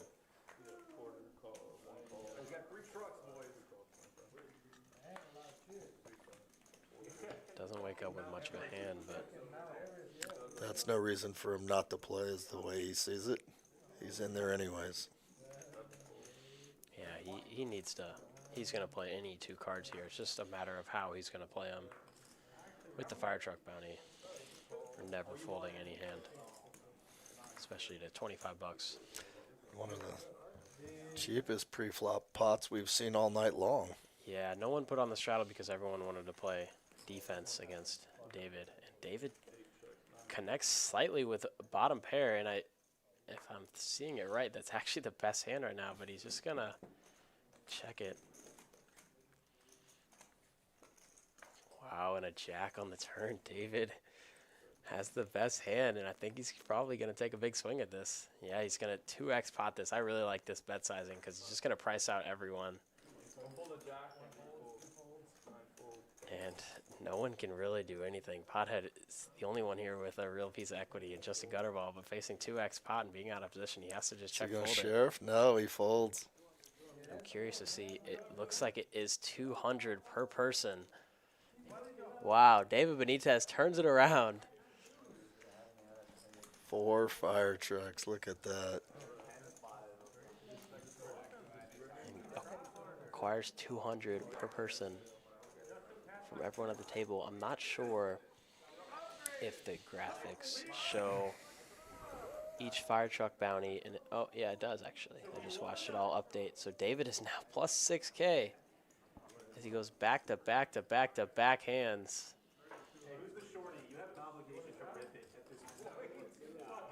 Mike B is telling people, if you're short, you got to play the best defense. You got to go all in. David Benitez now in the green here with all these high numbers in VPIP, pre-flop raise, aggression frequency, chip count as well. He's over 2x the next stack at the table. He's got to be feeling the whole table against him at this point. Yeah. Yeah, everyone is certainly against him. And he didn't put, oh, I guess he wasn't in the straddle. Milkman just went all in, out of position to try to scare David. Oh, wow, this is not what you should do with the 7 deuce again. Because David is going to call. Oh, wow, okay. Pothead wakes up with a real hand. But in a situation where David still might level himself to put in a call here, but in a situation like this, David is never going to fold to Milkman, ever. No matter what 2 cards he has, with the fire truck being 300 a person, he has 2,400 in dead bounties just for him. So he's essentially always getting a price with any 2 cards. And Milkman all in there with 7 deuce, shaking his head, rubbing his forehead. He's like, what did I just step into? David is, it's going to take a little time, and then I think he's going to gamble here.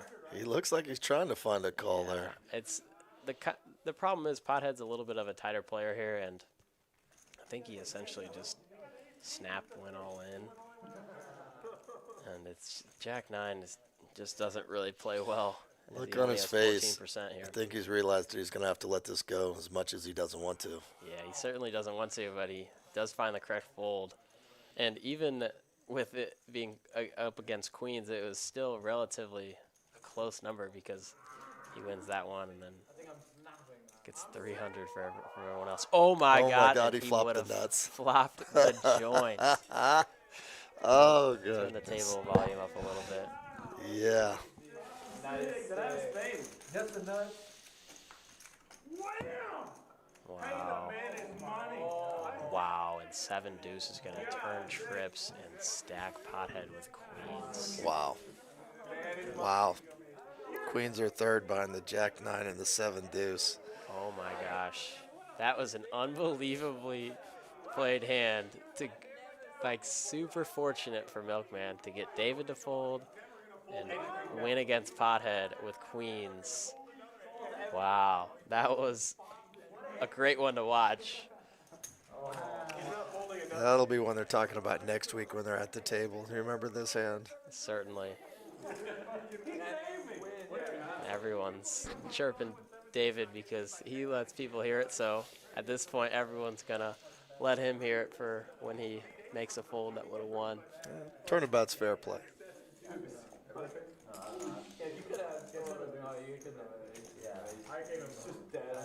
was clean. I cannot believe they go for it. I don't know what was worse, that or the 7 deuce hitting there. As soon as he said that, I was like, dude, what a deuce is And Milkman's back at it trying to get the bounties of his own where he's his 10-9 suited. Early position.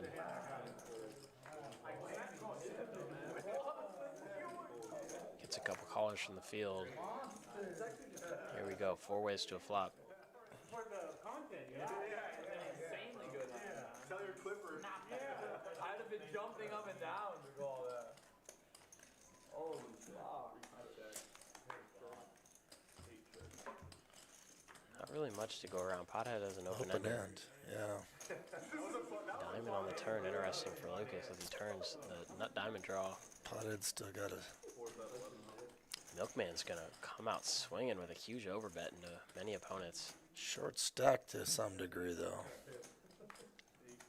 How good a defense do I have? Did he fire? No, he reloaded, didn't he? Yeah, he did. He did reload. My apologies. I'm so sick. No, he reloaded 3,500, I believe. Lost a bounty. Then the next hand went all in with 7 deuce, doubled up, got the $100 bounty from everyone. So now he's up to about 7K. And now before this hand, he was only down relatively only 5.5K. But Pothead finds an all in here. This is certainly, I mean, it's unbelievable. Jack high. Or, oh, he has a pair of jacks. Okay, never mind. It's a great read that no one else has a pair. He is going to have to dodge several outs on the river. 5K in the middle. Pothead is all in. Lucas with diamonds, Milkman with the open end straight draw. 7 of clubs on the river is a huge brick. Pothead's happy to see it, to the dismay of the other players in the hand. Pothead confidently shows the pair of jacks, knowing it was good. That's a good read by him. Nice hand. Did not expect him to go all in there. I am going to have to exit the booth as I have things to get ready for.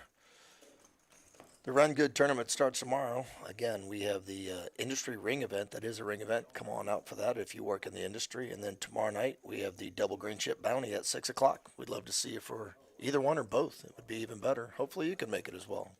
I'm flying out of town to Florida. That's right. You're going to my home state. I did forget about that. Well, if you're out there listening to us and watching, come out and see us at Palace Poker. We do have the Run Good event going on for the next 10 days. We'd love to see you. Come play some tournaments at the best spot to play in Dallas. Palace Poker here. Nicest room by far. I look forward to seeing y'all. Come out and say hello. And I'm sure stay on this live stream. This is a fun one to watch.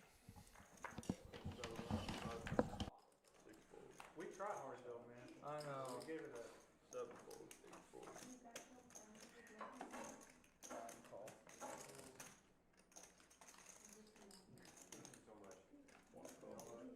Thank you. 300. Fried rice, 3 double. Nine call. Fried rice always reminds me of poker. I used to play this when they were on the spot. They were Asian people, so they would always like fried rice. Dude, it reminds me. Yeah, it is perfect poker food. You don't have to use your hands. Get it like grease. Sometimes I do like. Well, you eat like chicken wings. Yeah, imagine. Yeah, buffalo wings. I'm not at the boat. You get fucking stains on all the cards and shit. I'm sick. They'd be like, he's marking cards. You'd be like, no, I'm eating buffalo wings. Oh, Oh, I got this was for him. Oh, yes, so I ate one. and can I grab the club? But I also just get a water.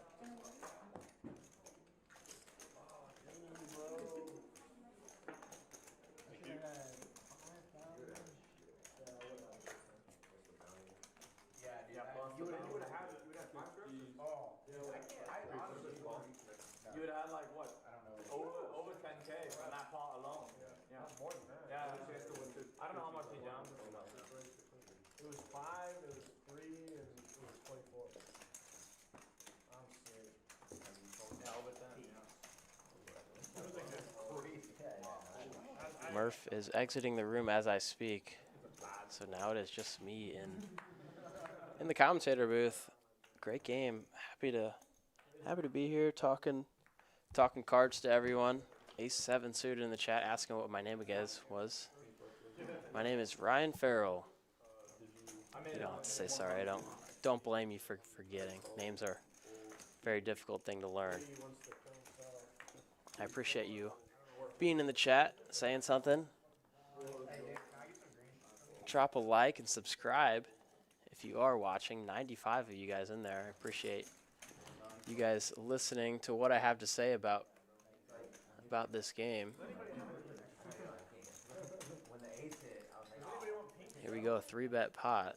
Little Raj opens, I think, and then called Adam's 3-bet. Maybe he just called. Nut clubs for Adam in position. This is quite a dreamy spot. Certain we're going to see a bet here. It's just what size. Going to pick roughly under half pot. About 1/4. And Raj is going to stick around for a call. He is correct here this time, but this is a little bit of a dangerous situation. Turn is quite interesting. Adam has a hand that I think would like to check back a lot, because you don't really want to get check raised off of this nut flush draw. If you had a worse flush draw, maybe like a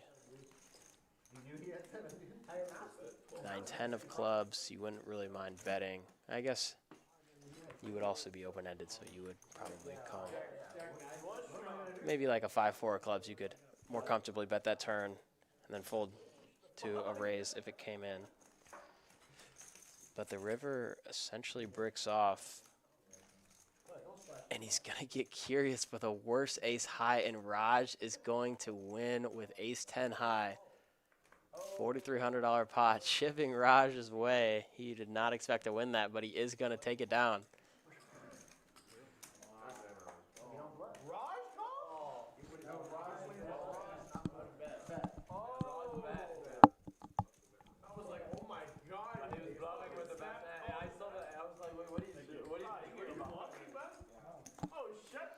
Raj said he wasn't bluffing. That's certainly a lie. He was certainly not betting ace 10 high there for value on the river. He confidently said he wasn't bluffing quickly.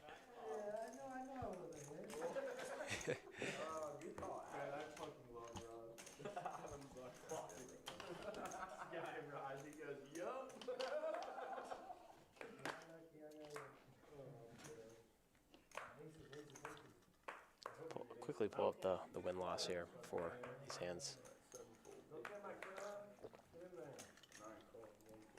Little Raj and David at the top. ZWorld and Milkman at the bottom.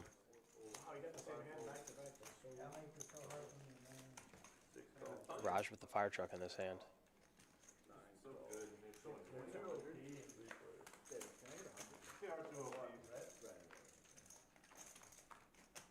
Three-way action to a flop with a rep. Not the greatest of holdings, but everyone flops a little chunk of this. Everyone has a backdoor straight and a backdoor flush. Raj here with a better kicker than Adam. Look at the cage right there. The cage is out of chips. David got it all. I hit my back, right? We both got it all. We got the same one.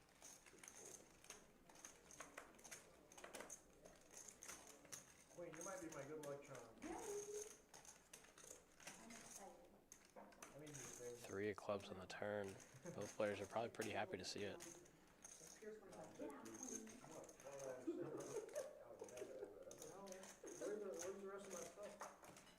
Raj puts another thin value bet on the turn, targeting the exact holding that Adam has. Adam is in another spot where no real reason to do anything else besides call.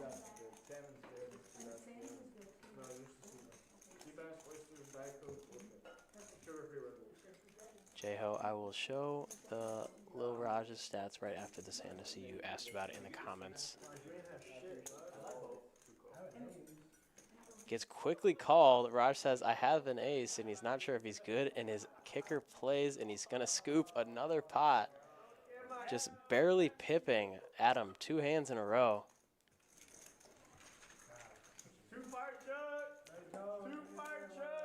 No Kemoka acquires 2 fire trucks. Here we go. Right before he plays his fire truck hand, we can see Lil Raj is up just under 10K and is on an absolute tear. He's been bobbing and weaving at the exact right times tonight. He's up 10K early. Relatively early, I guess. Probably about halfway done with this stream. Let's see if he can wake up with a hand here. Not much. Jack 3 decides to limp. Pothead is in a dream spot here with aces and is going to pump it up to a huge number. I quite like this. If you're going to raise when people have 2 fire trucks, you have to raise it big because you need to be pricing out the person with fire trucks. And Pothead is really hoping for some action here. Raj saying, is it even worth it? I'm not sure. Jack 3 is pretty bad, and he's going to lay it down. And everyone is happy to see him fold besides Pothead. Hey, Jack, you out for Did they not teach you pot odds in Mexico? No, Dad. It looks like we're getting a dealer change, and I assume we are going to get a double board PLO bomb pot. How many times you probably look like it will come? Yeah, I'm sure it will. I'll quickly put up the VPIP numbers. $50 double board bomb pot. Yes. David at the top, followed by 4 players, all up with above 50 VPIP. This is quite the action lineup, quite a great stream here. Lucas, ZWorld, Mike, and Pierce all hovering around 35-20. Pierce has ran pretty poorly in this stream. Has tried to play a little bit of defense for the fire truck game, but hasn't gotten too many hands picked up. I'm sure he's wishing he can run a little bit better to get that number up, but at the end of the day, the VPIP number doesn't matter too much. All that really matters is how much you walk away with.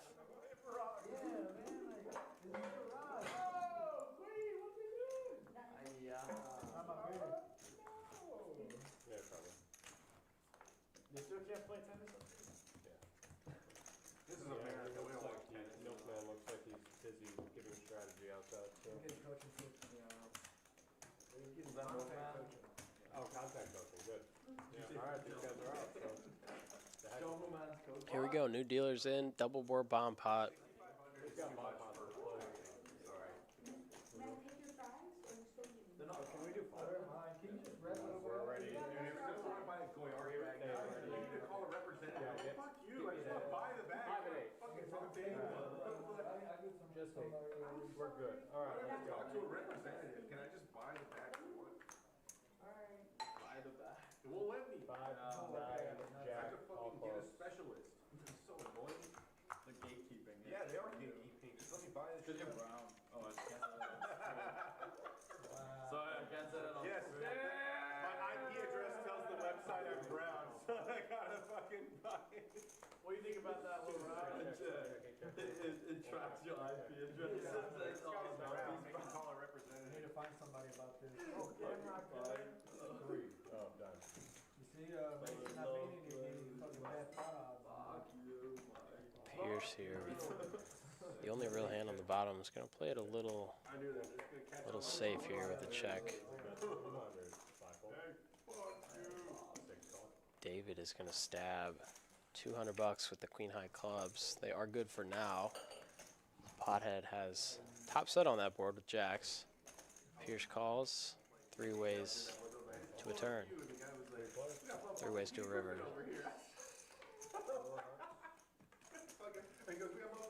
Board does not pair. Queen high clubs are still good. It is kind of family, guys. Like Joe. All these players probably just hoping for showdown. If David finds a value bet here, It's 800. it'd be a little bit dangerous. 875. But he might correctly assess that he's not going to get repopped here very often and blown off his hand, so he's just going to try to bet someone off of a chop. And Pierce's spot, after David checks the turn, or checks the flop and now bets turn and river, kind of looks like David might have a hand like ace deuce or ace 6.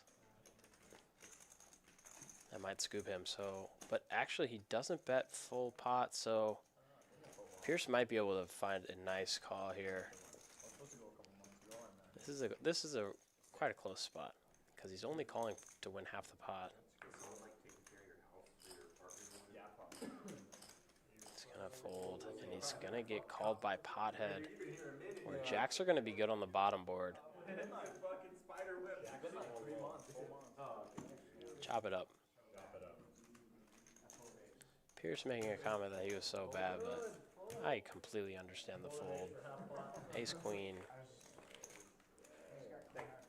It's kind of pretty marginal in that spot. If you haven't played a double or PLO bomb pot, you kind of really need to be nutted to be putting in a whole lot of money in, especially on the river.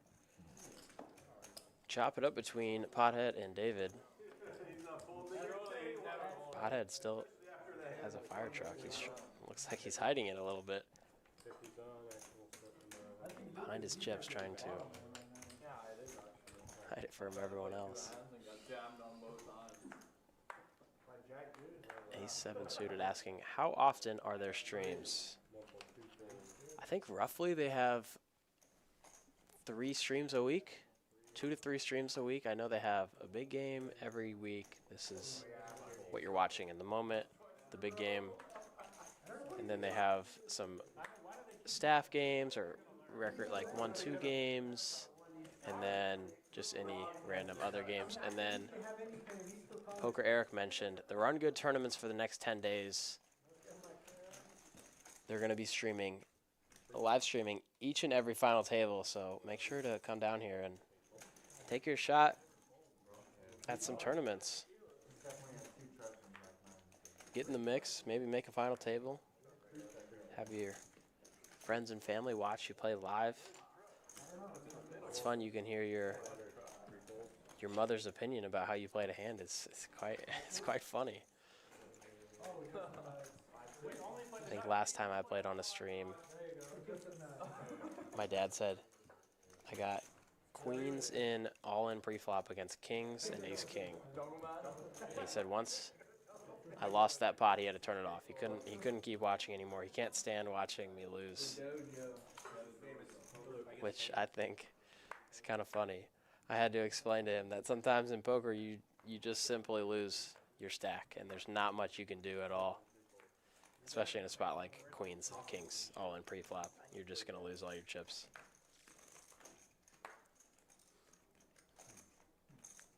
David here limps. Milkman is going to overlimp in. Zach is in a pretty interesting spot here with 7 deuce. I think he's going to make it roughly 400.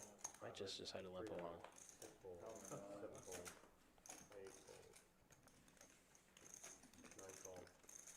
Makes it 300. Raj, pocket nines, laying the weeds a little bit. 4 players to a flop, 1,200 in the middle. Wow, what an interesting flop. Raj flops an overpair with an open-ender. David flops the bad end of a straight. ZWorld flops middle pair, no kicker. It's kind of going to make a pretty... Oh, I thought he made a call there. That's a great fold. Oh, I guess. Never mind. David raised, so folding 7 deuce there is pretty easy. Raj hits the 9 on a turn and then gives David a little bit of a eyebrow raise as he bets 1,200 into 4K. David here with a straight is...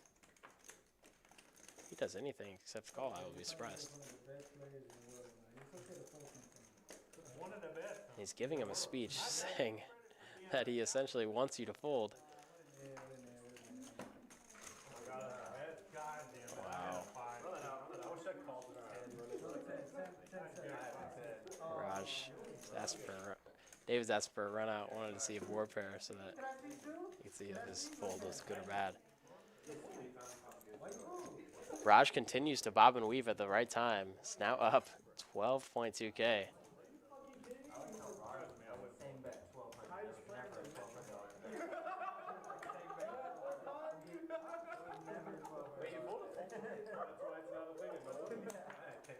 The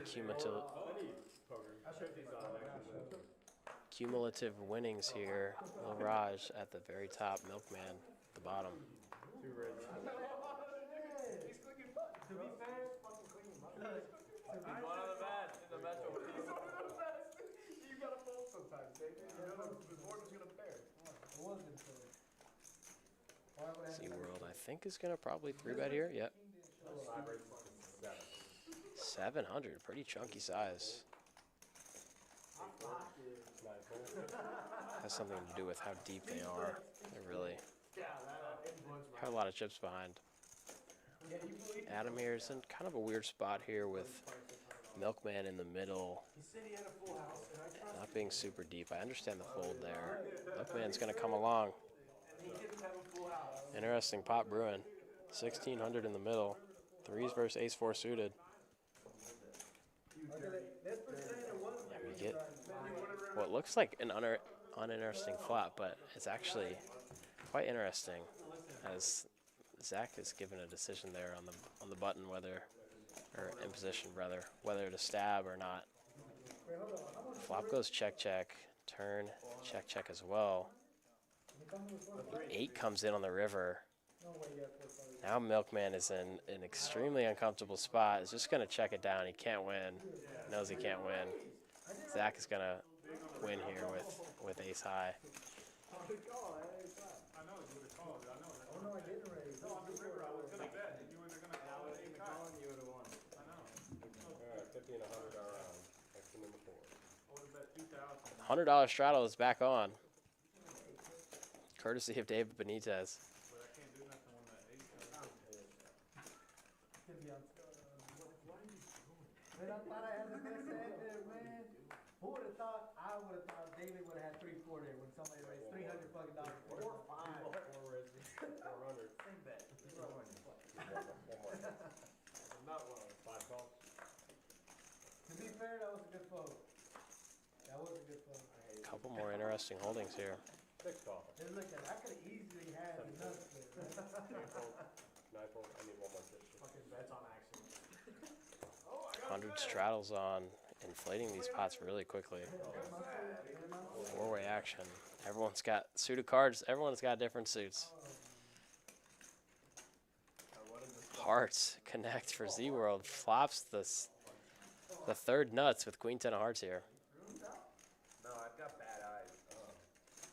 Quickly rechecks, make sure his eyes aren't deceiving himself. That's really small here, multi-way. Not yet, anyway. But after I leave here, He's just going to take it down. I'm sure he wanted a little bit more action there. Having a fire truck, typically you wouldn't be perceived to have as strong of a range, so people might look you up a little bit wider in a spot like that.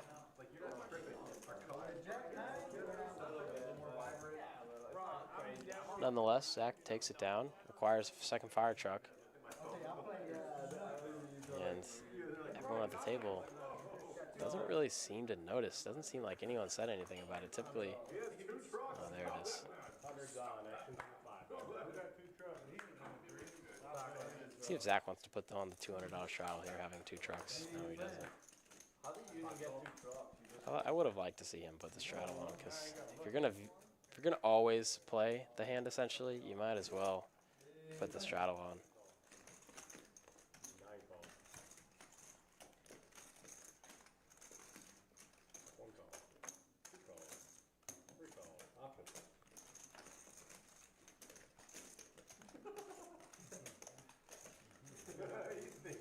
The more it was, we could actually. Milkman, this squeeze spot looks quite sweet, but there could be a lot of people laying in the weeds here with some pretty strong hands, and he's just gonna rip it. And That was some hell of defense. I think Lucas might call here. Well, how much is it? 5. Still love you, Zach. Lucas or Pothead are really the only people who could put any more chips in the middle at this point. 5,040. And if they've watched, in these situations, Milkman had 7 deuce last time. The hand before that, in this situation, he had 8-4 suited. Lucas is going to correctly assess that ace-jack is probably ahead of the range that Milkman has showed up in these spots. And he's going to put him to the test. Maybe it's 2. You got 8 jack? Yeah. You want to run it twice? I usually run it 1 time. One time, Max Payne, 10K in the middle. I should have made it 1,000. I fucked up. Oh, sorry. Yeah, We can run it twice. I always run it twice. one time. Okay. One time. Yeah, I got 7 good. Wait. No, he does. That'd be wild. That's 3 all in there. 7 dudes. Yeah, they did it last time, we did. I can't even pair the board. David Benitez is correctly assessing that he probably has ace-4, very close. Ace-jack high is going to take this 10K pot down. Nice hand to Lucas. That's just a heads-up play. He's been watching what Milkman has showed up with in these spots. Correctly assesses. Ace-jack is pretty strong there.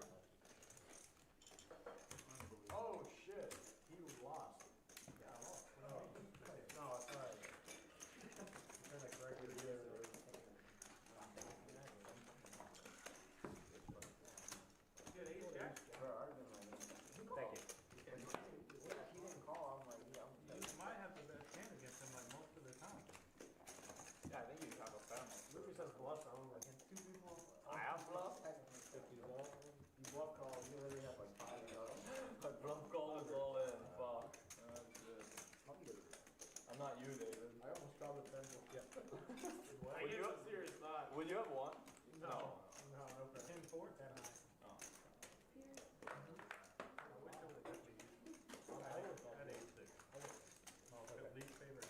For me, you should be so kind. Lucas with the fire truck finds an excuse to play the 9-3 suited. All in. Milkman is all in again. Yeah. Good. David's jumping out of his jet call over there. You got a cod or salmon? I'm in the dark. Zach is going to correctly assess this situation that Milkman is just going to be all in with any two cards. Jack 8 getting a price. This is a heads-up play by Zach. Jack 8 in position of David. If David decides to call, which he does. We get quite an interesting flop. We have a dry side pot here, so Zach has not much of a reason to bet. That's a bluff. But I also don't mind building a pot here, drawing to the nuts in position. Kind of can just take control of this. David here still in the lead with his pair of nines. I assume ZWorld is going to check this back, try to realize all his equity. 4 or 3 for Milkman. Doesn't come in. 7 and queen. For ZWorld also doesn't come in, and David is going to win with just a 9 here. I'm sick.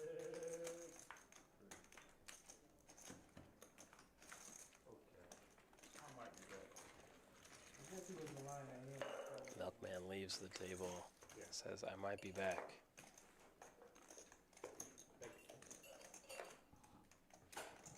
Milkman, you're out for a little bit? Okay. He's going to step away, take a little break. He's coming back. He's coming back. Cool off maybe a bit. No, he's felt it. I think I have cash in my back of my truck. You're pouring a little Raj. Actually stood aside. I left my cash in the truck.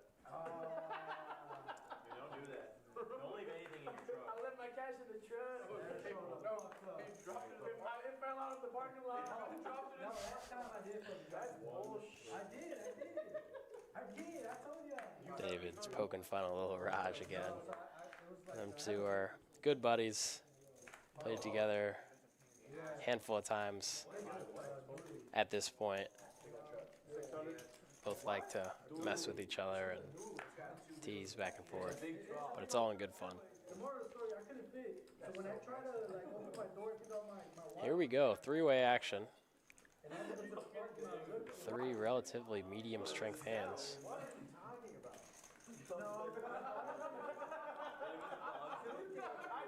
And not much for anyone. Pothead, 2 overs and a gut shot.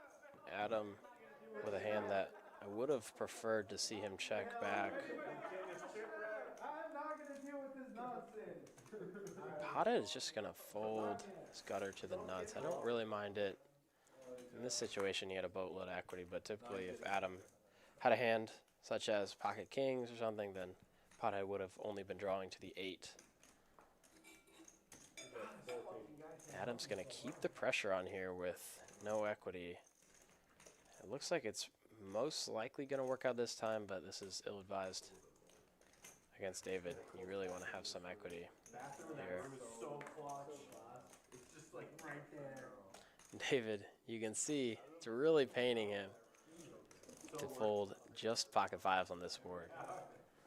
It just goes to show how much you really don't want to bluff him, and it looks like he might actually put in a call here. He's kind of given away a little bit too much of the strength of his hand to where I assumed that he was going to fold. You can't really sit there and tell your opponent on the turn that you don't have much of a hand when you're sitting there thinking of calling. I'm sick.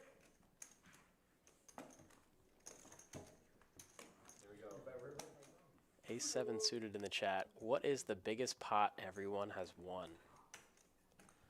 maybe everyone else. People in the chat want to chime in and say their biggest pot. My personal biggest pot was 34,000, I believe. It was against Slick Rick Poker, where I turned aces into a bluff on the river, having the nut flush blocker, and got him to fold a straight. That was the biggest game of my life and the biggest pot of my life. It was quite a fun bluff hand. Got the heart pumping for sure. Thankfully, he quickly folded his straight because it was a spot where it's kind of tough for me to have too many bluffs. I bet pretty big on the river, and it was a game that he was well aware that I was kind of stepping a bit out of my comfort zone in, and it looks like I wouldn't be messing around much in a spot like that where I'm all in on the river. Typically when people are all in on the river in a spot where they're playing a much bigger game and stakes for what they're used to, typically they have it, but I had the bluff that time. It was quite a fun hand. It is written down in my hand histories and on my Instagram account. If you want to go to Esky Poker on Instagram, click on hand histories. You'll see it there against Slick Rick. See my thought process behind it. So mine was 2,400 with 4 deuce off in a 3-way all in. How did you end up all in with 4 deuce? Did you hit the straight or something, or was that all in pre-flop? You have to give more information after saying something like that.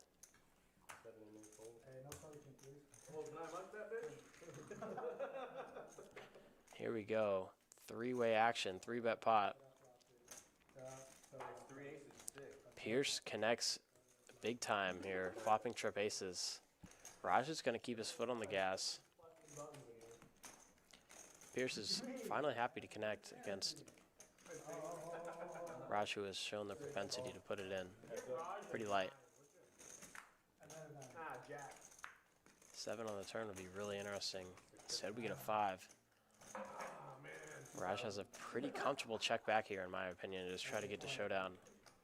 Pierce's range here is pretty tight, and he's going to put in a really unfortunate bet. This is... You really don't want to do this. You don't want to open up the action to someone who is uncapped here to have full houses, a bunch of different trip combos. I assume Pierce is going to put in a raise here, around 1,500 to 2K. But he's just going to go for a weird trap. I would have preferred to see a raise there, because it's quite unlikely that if Lil Raj had a hand such as Ace-King that he would bet so small on the turn. Let's see if Pierce could find a lead here potentially on this river. No, he's just going to check. Raj is going to get to showdown. Ace good for Pierce. You want me to bluff? You kept calling me all the way. I got up our raise. Yeah, probably. Maximum value. As soon as you call my 600, I'll let you. So I bet 400 more. Just to see if I have Just to make sure. See if I have a better ace. I'm so sad. Quickly pop up the V-pips here for you. David at the top. Looks like Milkman has still bowed out. Mike B and Pierce at the bottom with 26. David, Adam at the top, followed by Lil Raj. All above 50%. Milkman was also at the 60% mark.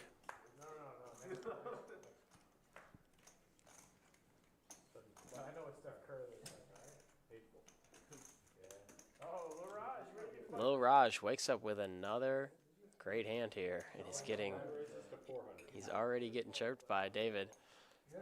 And he's just going to min-click. This could potentially get interesting if we get the right flop here. We do not. He's that truck money. Truck money. He scrounges that up from Quite a comfortable card for Lil Raj here to see on the turn with queens. And David has very easy fold. mind is wondering. He wants to call, but I don't think I have it in my truck. he's gonna. Hey, but don't leave anything in your truck, especially at TCH. This is I heard they target trucks specifically. I had my truck broken into one time. At TCH? Yeah. I've heard the people that steal that target trucks. I didn't have anything in there, not even my speakers. They didn't even try to yeah, he didn't want to fold. but they David doesn't like conceding pots.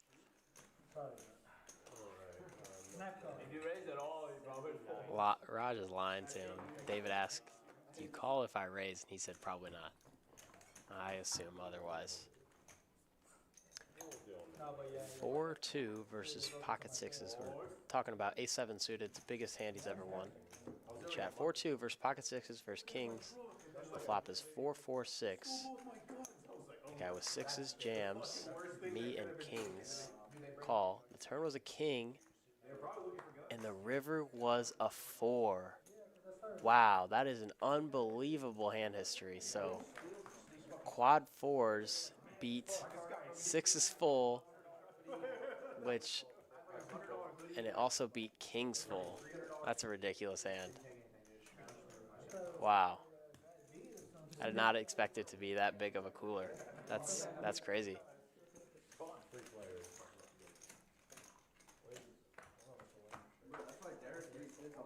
Here we go, three ways to a flop. King connects for Adam. Not much else for anyone.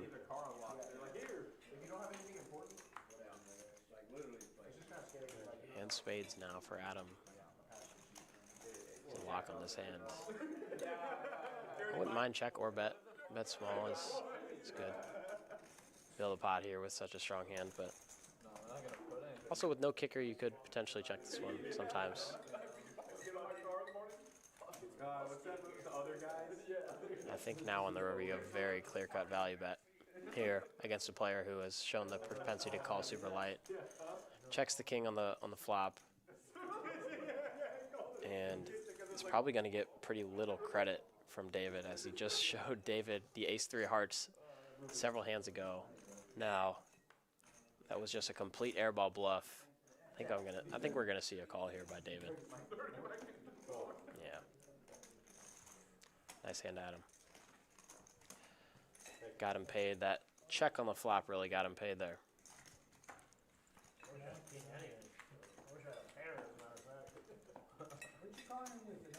One time I won a $125 pot, aces versus kings, all in pre-flop, and you held. Let's go, Brad.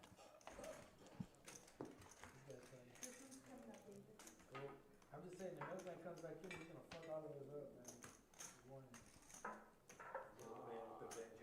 It looks like the Milkman has acquired some chips.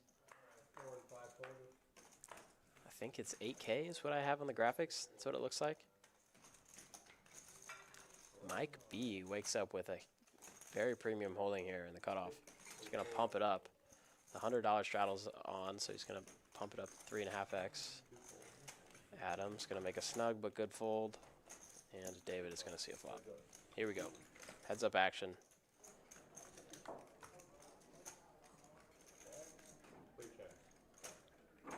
David's going to flop the best of it, but Mike. 2 overs in the nut flush draw. Loving this flop. It's going to bet. It's going to get snapped off by David. David is not much of a folder, and especially at this state of the night. With the fire truck game being on, he's just kind of a person who's not going to believe a lot of players sometimes. Diamond comes on the river. Mike B is going to river the nuts. David is going to put out a little blocker bet. So after Mike B raises here to assume maybe 2,000-ish. Looks like he's going to go a little bit smaller. This is going to put David in quite an uncomfortable situation because Mike B is essentially only repping the flush here. What he has this time. But David might level himself after putting out the blocker bet on the river. Might think that Mike might be pouncing on what might look like weakness with such a small bet on the river. But Mike typically just has it in spots like this. And let's see if David could make a good fold here. This is just a really tough spot in Mike's shoes to find a bluff here. He would have had to c-bet a hand such as Queen 10 offsuit with a diamond here, turn it on to a river bluff, Ace 10 with a diamond.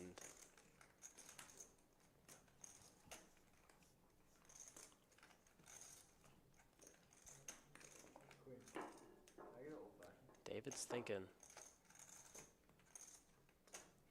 See if he can come down to the right conclusion. I think he can. He's getting a decent price. It's 1,100 to win 4,000.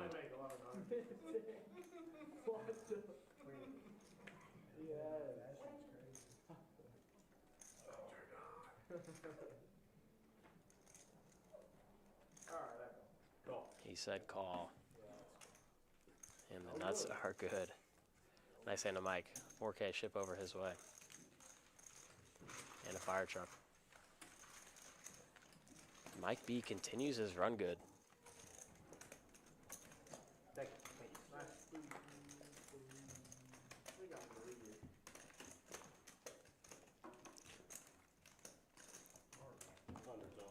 Mike is now up 2.4K. David is now back in the red, minus 300.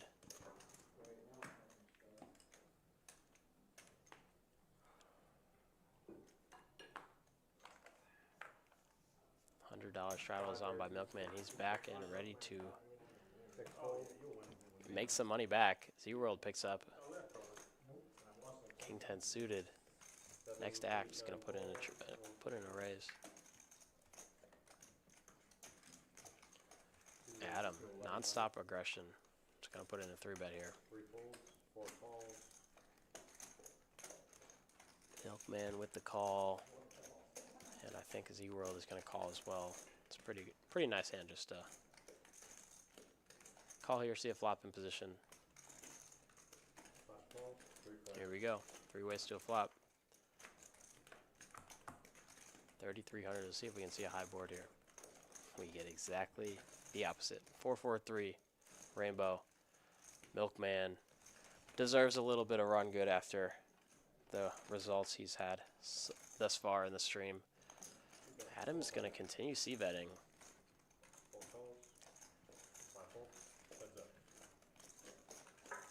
Called next act by Milkman. It's got to raise some alarm bells. ZWorld would have turned second nut to hearts, but obviously could not continue on that flop.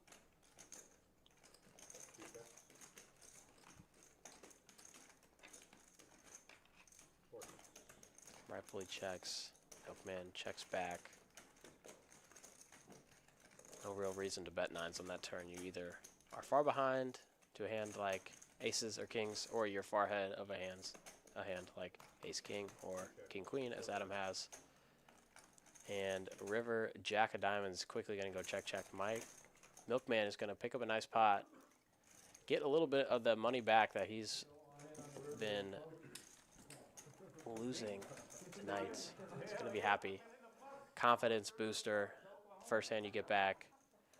A little rewarded for putting on the 100 straddle there. Nice hand to Milkman.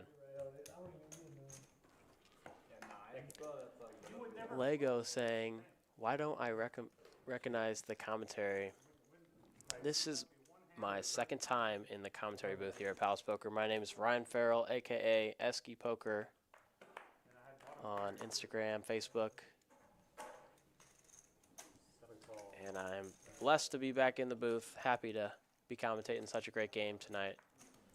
Some fun players providing a bunch of action and a bunch of entertainment for all 100 people watching in the stream. I appreciate each and every one of you for tuning in, listening to my voice.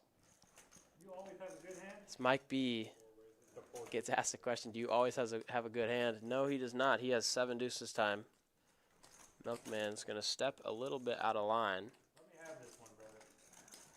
Yeah, damn it. You still let me have this one. You know I have a good hand, right? But Raj is going to put on Pocket 7's at best. Pocket 7's at best. the cape and immediately keep him honest here. Fair. 4 bets, 1,000. And this 1,000 is surely going to get bluff. This bluff is surely going to get through here on this flop. You got pocket 7. That's not too bad. We have the same hand. Well, then why didn't you call already? If we got the same hand, why don't you call? Raj is predicting that they both have 7 deuce. You would have already called if you had the same hand as me. Because I want it. I want it. Huh? We have the same hand already. No get my good. You hit nothing there. You got tens? Do you have pocket 10? You have pocket tens. Well, you said we had the same hand. Now I got pocket 10. I don't have pocket 10s. The Milkman speech play here. He already folded. He already in his head. He already folded. What do I do here? No, that's fuck. I saw one of your cards. What is it? I can't tell you because we're on the stream, but I saw. Milkman is begging on his hands and knees to get That's the flop. a fold here from Raj, essentially, with this table talk.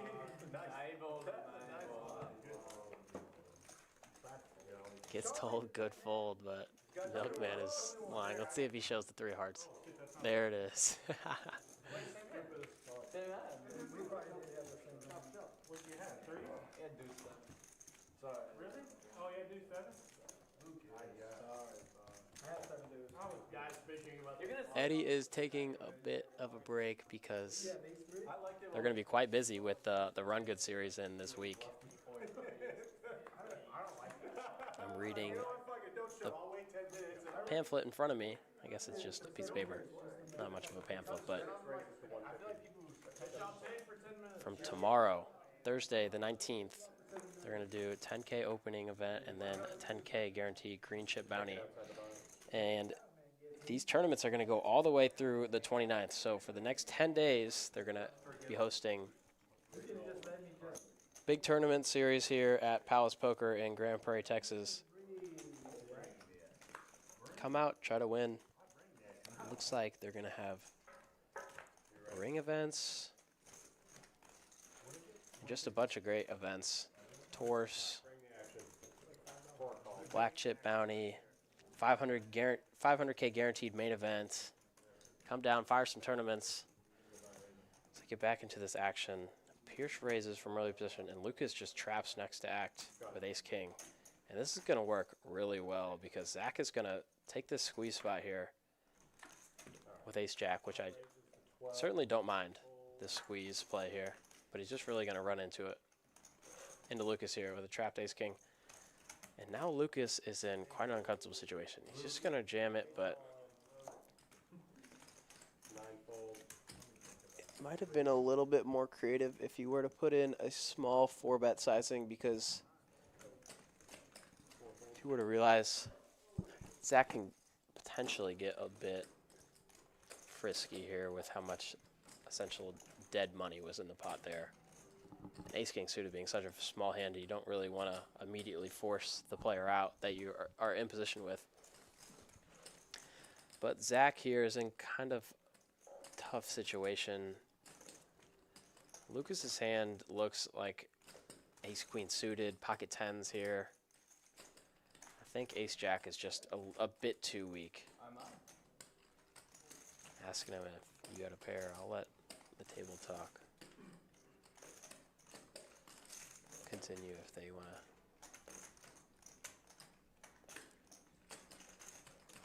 to. Zach is seeing if he can get the right price, but I think ace-jack is a bit too weak here. Obviously, it's way easier for me on this side to see what Lucas has, but I'm a bad hand, but I don't believe.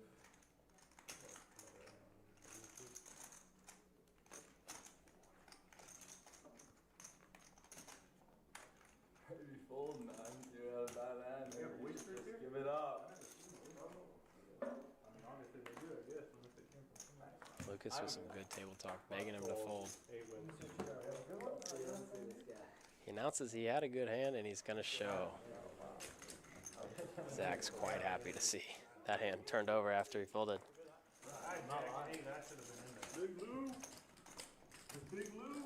I don't think you're probably gonna. Tricky line there by Lucas. I understand Zach's thought process there. It's after Lucas just originally called the open, and then back jammed such a large amount. It kind of looks like he might have a hand like pocket tens, That's true. That's true.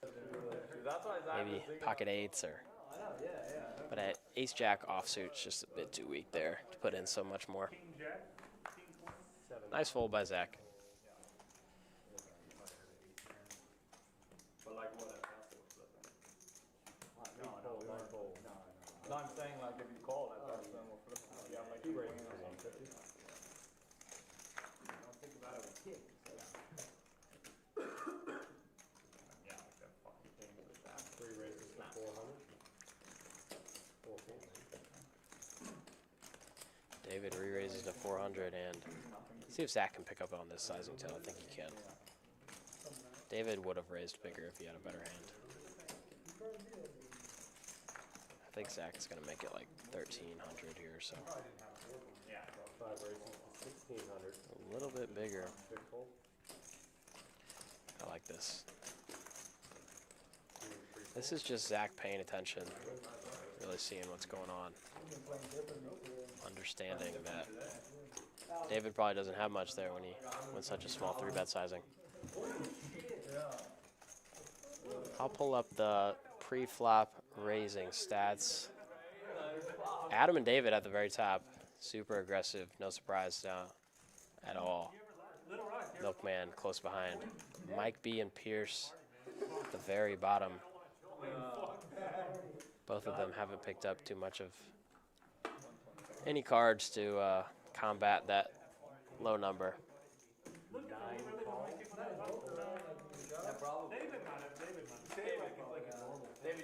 action continues to heat up. Lucas wakes up, ace king. Adam puts in a 3-bet. Jack 10 suited, one of my favorite hands. Were you gambling? And Lucas is in quite an interesting spot. Curious to see what his decision is going to be. They are about 150, 160 big blinds effective.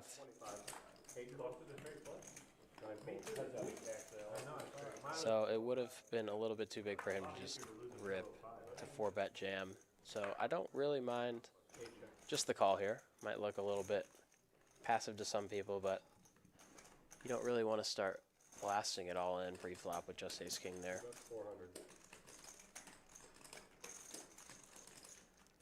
And king high flop is going to be quite favorable for Lucas. And he has Adam on the hook. Let's see if we can get a nice diamond queen, something interesting on the river, or on the turn, I mean. That is what we get. Queen of hearts. Adam's now open-ended. Lucas still here with top pair, top kicker.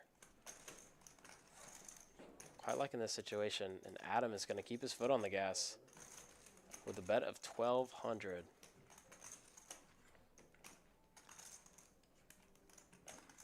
Lucas with quite an easy check call still, as he does. Ace would have been devastating. We don't get it. 3 of clubs. Bricks out for Adam. Sitting here with Jack high, staring down a man who has not shown the propensity to fold and has shown that he certainly wants to get in. That's 3,300.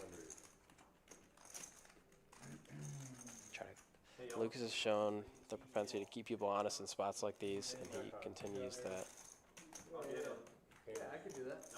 Y'all want a round? Very nicely played hand, I think, by both of them. I don't mind the bluff at all, the triple barrel bluff by Adam, and I like the way how Lucas played it. Just check call, no real reason to raise at any point. I'm not doing it today. Yeah. You want one? You will? All right. And patience pays off. No, not me. Really? Nice hand, Lucas. Quickly show the win-loss. Lucas now. Way up there with Lil Raj at the top. Lucas up 8K. Lil Raj still at the top, up 9,300. Milkman ZWorld at the bottom. Milkman's down 8K. ZWorld down 6.5. I guess. I know I'm already counted, but I guess I'll try to. Yeah, exactly. I know I'm already invited, but can I have an Nine invite? call, one and Can two you call. say it? 3 raises to 200, 4 folds. 5 call, 6 fold. Can't pull.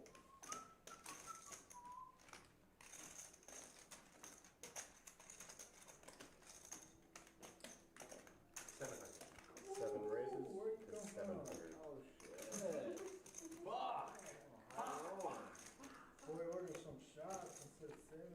Mike B wakes up with jacks. I saw the hand first and then I Raises to a bit of a small sizing out of position. We're gonna go 3 ways to a flop here. 5 call. 2K in the middle. 3-way 3-bet pot. Jacks, ace, 9, 6s. And we get another uninteresting board. See how Mike wants to approach this. I like it to start off with a check. It's good. 3 bets. David with the ace of hearts is going to start barreling.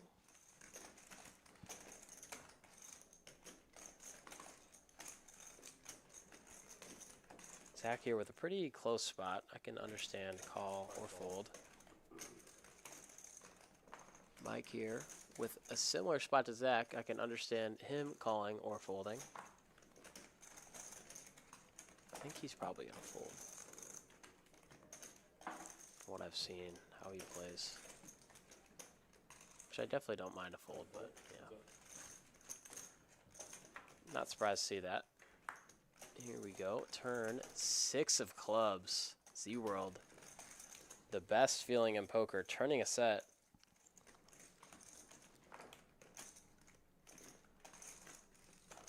And David has that look in his eye that he just might keep barreling.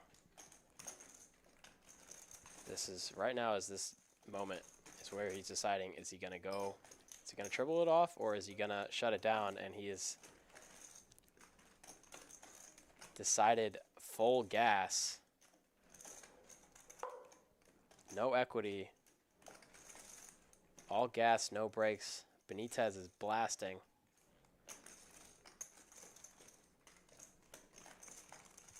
Zach here with an extremely strong hand. This is an interesting spot. He might just shove it in.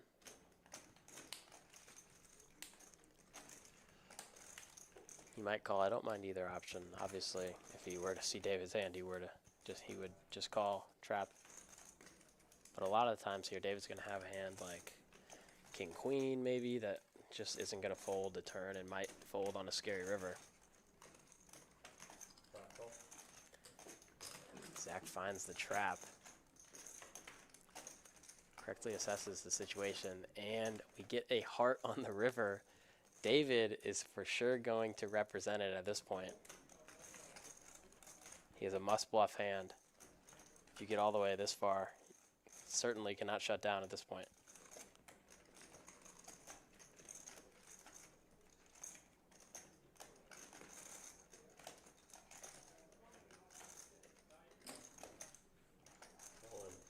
Blast mode.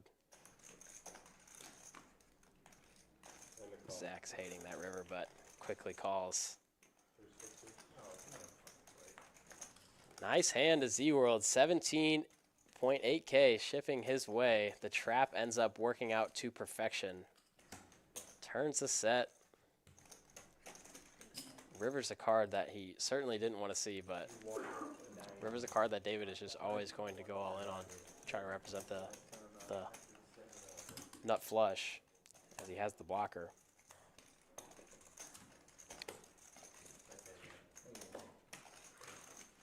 Certainly a nice hand to Mr. Zach Castro there. ZWorld Poker hops up on the leaderboard. Quickly review his stats. Up 2.8K, 40 VPIP, 20%, 28% PFR. It's been pretty aggressive. Now has 17.8K in his stack. Nice pot going over To the 5 seat, Mr. ZWorld. Mike, do you have 7 deuce? I like the bluff by David. See it and be like, what a pussy. What am I? Aces? I don't know if I've ever laid down aces in my life. Doesn't matter what's out there. Fold is 2 fold. I overcall with aces a lot. I do too. I'm like, it's aces. It has to be good. And then like, I got 7-5, 200, 6 fold. ZWorld here with a fire truck and relatively playable hand. Gonna bump it up in the cutoff. 9 call. 3 fold.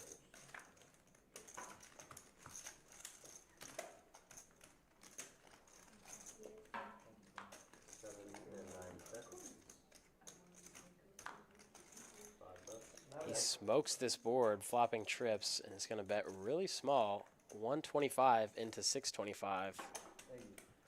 About 1/5 pot here. Mike here with a standard check call here. 10 high flush draw.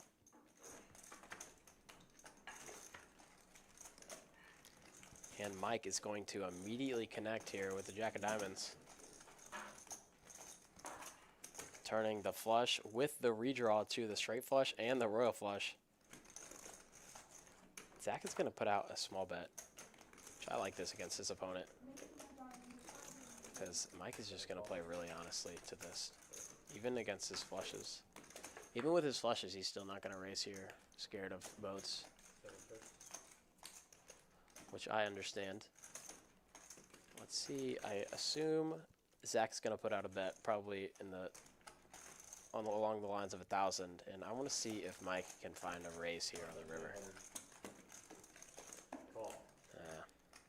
Quickly calls. I would have liked to see him think about a raise there, being as Zach only bet 800 into 1,400.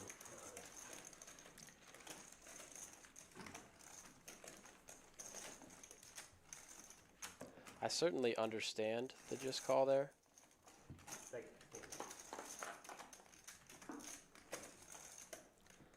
But I would have preferred to see him think a little bit there on the river. Maybe ponder the idea of him getting called. I also do believe that if Mike were to raise there on the river, he would have had a very tough time there getting value by worse, because Zach and Mike have such a history together. He might have not even called with anything worse than the 10 high flush. As unbelievable as that sounds, Zach could probably find a fold there with ace king. And if Mike is doing that, and he's only getting called by better, then not check raising the river is definitely the right play. So you kind of have to understand your image and how previous hands that you've played against people change the way that you should approach certain spots like that.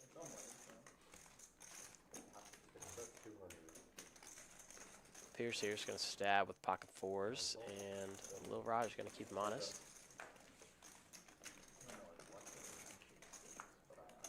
Oh, yeah. You gamble on sports? No. That helps. Yeah.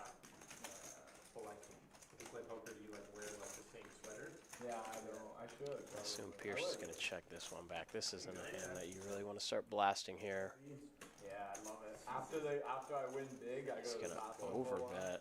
What the fuck? And he's going to put Raj's hand into I'll go to a really uncomfortable situation here. Raj has a pair and an open ender, I haven't been winning. but facing 1,200 into 800 on the turn, I mean, shit, you see some of the more it's really uncomfortable. Yeah. Raj's facial expressions look real game. pretty uncomfortable. Pierce is catching a glance, kind of picking up on the body language. So if Raj does call here, which it doesn't look like he's going to, but if Raj would have called the turn after making such a body language on the turn, probably wouldn't have been able to defend to such a large river bet that was for sure coming by Pierce. Well-timed aggression there by Pierce. Hasn't picked up too many hands, but when he has, he's played them well. Shots flowing. The action isn't great enough. So the players need to drink to incentivize a little bit more action, as we've had the double straddle, the triple straddle on all night, and just about everyone up past 40% VPIP. I think we saw the same show, probably. I've been there. I've seen it. Yeah, you know, it's like.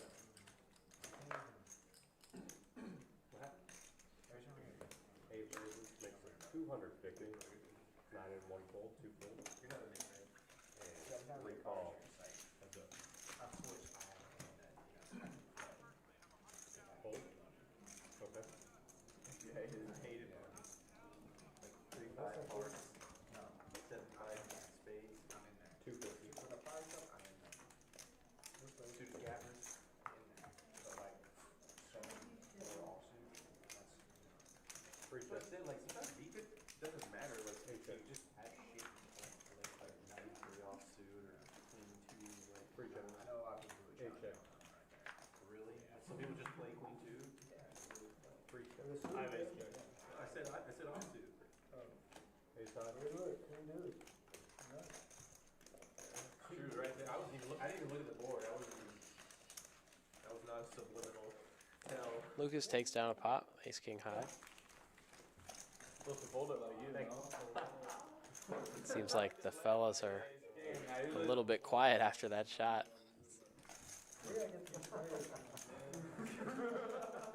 Settling in everyone's stomach. I don't know, man. I just know you fold it. You can fold I'm sure the talk is going to increase within the next 10 minutes or so. $100 straddles back on, Milkman. I know, right? Yeah, I folded king queen. I saw that hand actually. That's crazy. No. I'm sick to my stomach. I had to hero call him. Fucking. 6 raises. 300. 7 fold. 8 fold. 9 fold.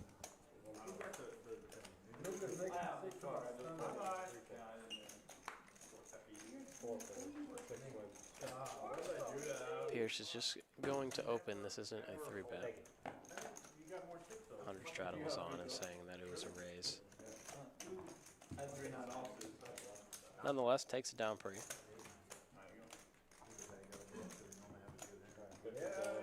Starting at 5. I would have done that flush blocker. Yeah, he's sleeping it. Can't play blockers when he has upset, no?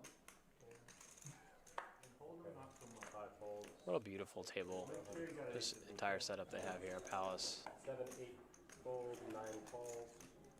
I thought I lost 1 fold. What's the bet? 100. How many of 100? And he's fucking 100. What? That just yeah, you already folded. 3 call, 4 call, offsuit, 4 players. Ready? Here we go, 4-way action. Pierce asks Raj if he's trapping. He essentially is. King 10 suited is quite a strong hand. And a piece for everyone. Everyone flops a pair here. Milkman with the best of it. He's going to stab at it. Pierce is calling next act, partly in fact that he has the fire truck and more incentive to try to take down the spot. See if he can hit 4 or a deuce on the turn. He does not. Raj turns 2 pair. Milkman. Pair and a straight draw is going to continue. 6 fold. Okay. 4 checks. Okay, that's 400. River bricks, Raj. Very milky 400 on the river is going to get paid off by Milkman. 4 calls.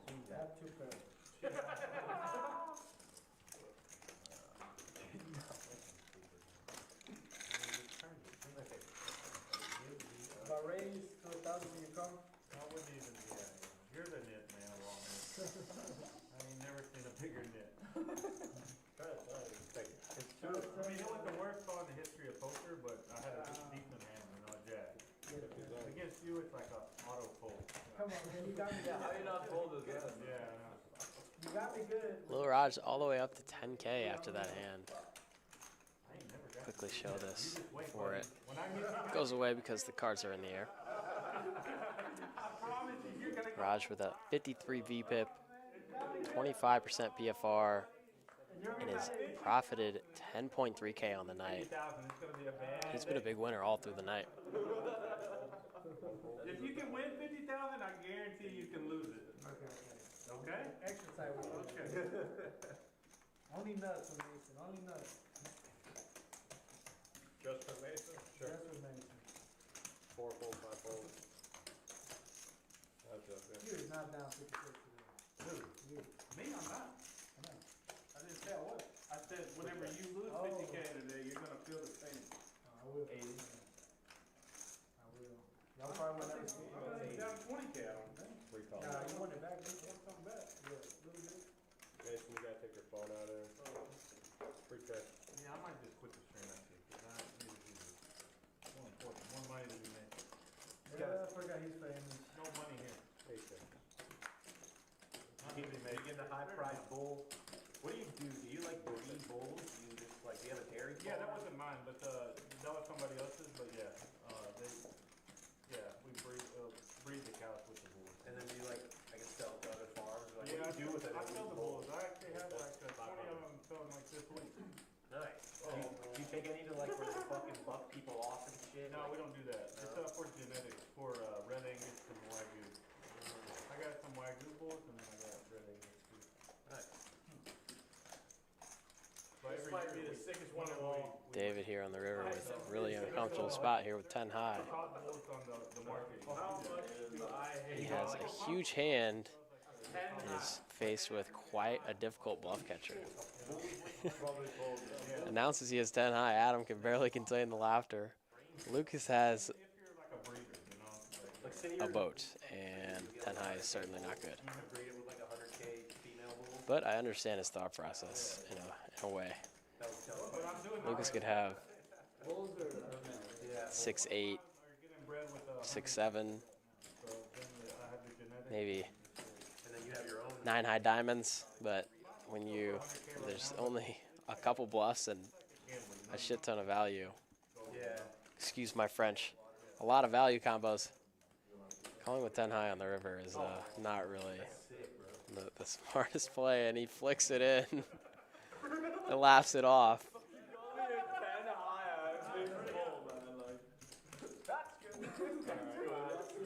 It's 9 o'clock if you guys wanna do the bump up. What am I doing?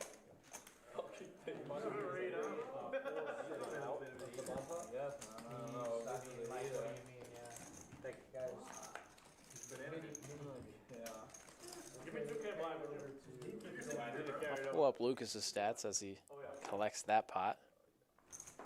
Up 9.1K on the night. He's been playing pretty well. No, it's actually 1900. Not the craziest aggression stats. He's getting in there. 33 VPIP. And 21% PFR. But just playing a solid game. Picking the right spots. I mean, I have to bluff it, but you know, Had a pretty smooth sailing session. Everybody scan, please. Getting a beautiful view of this room here they have. Alright, we're good to go. That table and the faded spade cards. The RFID chips are super nice. Oh, yeah. 8 of clubs. Mike B is dead pre-flop. Before 2 boards, he is dead. Is there a cap on these bump ups? No. There was last week. You gotta get Yeah, usually. I don't know. I don't like losing my whole stack in a fucking bump up. check. So. Good check. And although Mike B actually flops the second nut clubs on both boards, he's dominated by Adam. If this gets checked to Adam, I would love to see him put in a bet here. You bet 200. He does. Nice bet by him. Drawing to the nuts on both boards is very important in a situation like this, and he's in position to just about everyone in the field besides David. 7 fold. Mike makes a great fold there with just jack-high clubs. 9 fold. 1 fold. That's a very astute fold there. 4 players are in. He is stone dead to queen-high clubs. Cannot win at all with queen-high clubs.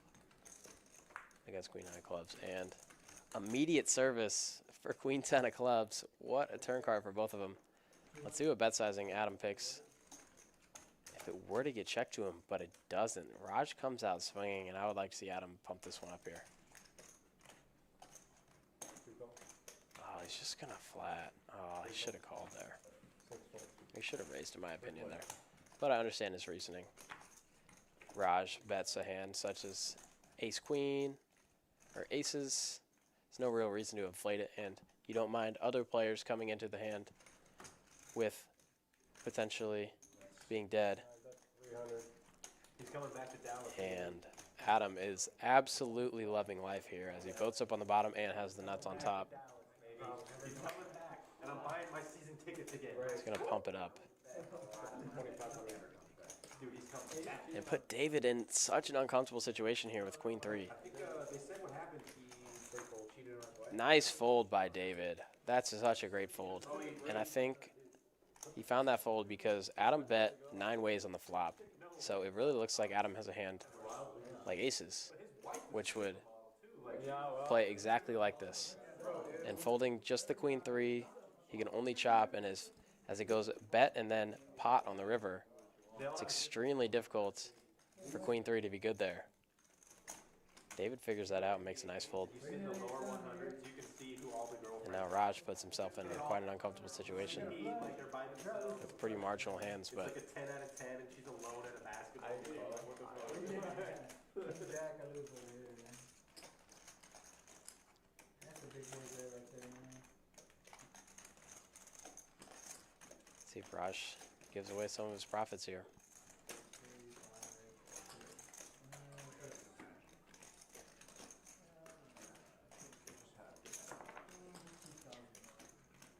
He's saying he can't call for the chop, but then he just said it's only $2,000 bucks.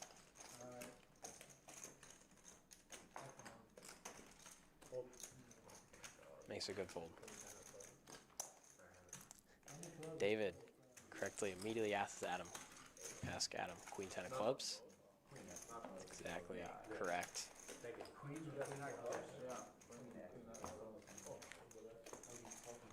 I have all the jacks, by the way. I had 3 of them. I had 3 of them. It's a great fold by Mike on that flop with Jack, Jack, Jack, 2 with clubs, Jack high clubs. Win with 3 of them behind and no hand. Okay. It's like impossible to win without playing hand. That'd be my best bet. Saved himself a lot of money there. It's like 7 boosts, but I have a fire truck. 10 high. 7 fold, 8 call, 9 fold, 1 fold. Can you scan your cards? You jam me that. 3 raises. Of course I don't. 4 fold, 5 fold. It's still sick. Yeah, I'm gonna bet 20,000 into 6 call, 400. You should. 7 call, or excuse me, 8 call. 3 players. Dong would do it. What Raj would do. Yeah. 6 check. 8 check. 6 before I go. Bump out was kind of sick to my stomach. So close yet so far. 6 check. Like if the ace was just turned on board, I would have told him to stop. 8 bet, 225. I am number 3, you're number 2, right? You're number 3, I'm number 4. Yeah, that's what I thought. All right. So we got 1 hour left. We are on an hour delay. Thank you. So we are done in real time. What an exciting game. This is Eric Anderson in the booth with Esky. Great job today, by the way. Thank you. This game has been unbelievable. It's such a blast to commentate. And we still have roughly an hour left to go in the show. Probably about 20, 25 more hands. Action-packed. Poker still left to view. And shout out to Dan Simone, who spent the last 4 hours banging on the keyboard in the production room. His first time. That is not as easy as it sounds. It is mind-numbing work, and so he's going to go probably Relax. pass out. Yeah.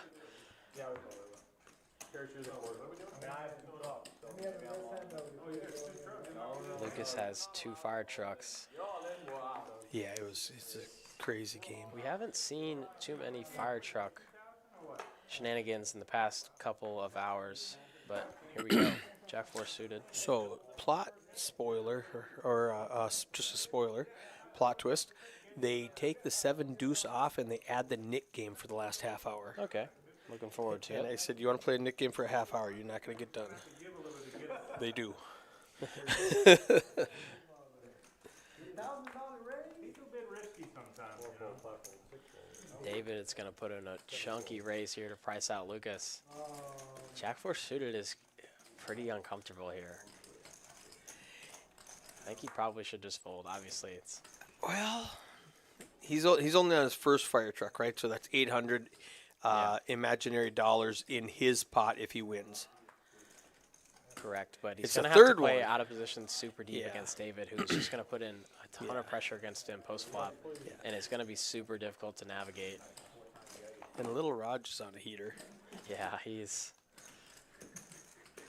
trying to find an excuse to get in there, but I don't think he's going There's to. action behind, but He calls, I walk out of Yeah, I guess you did.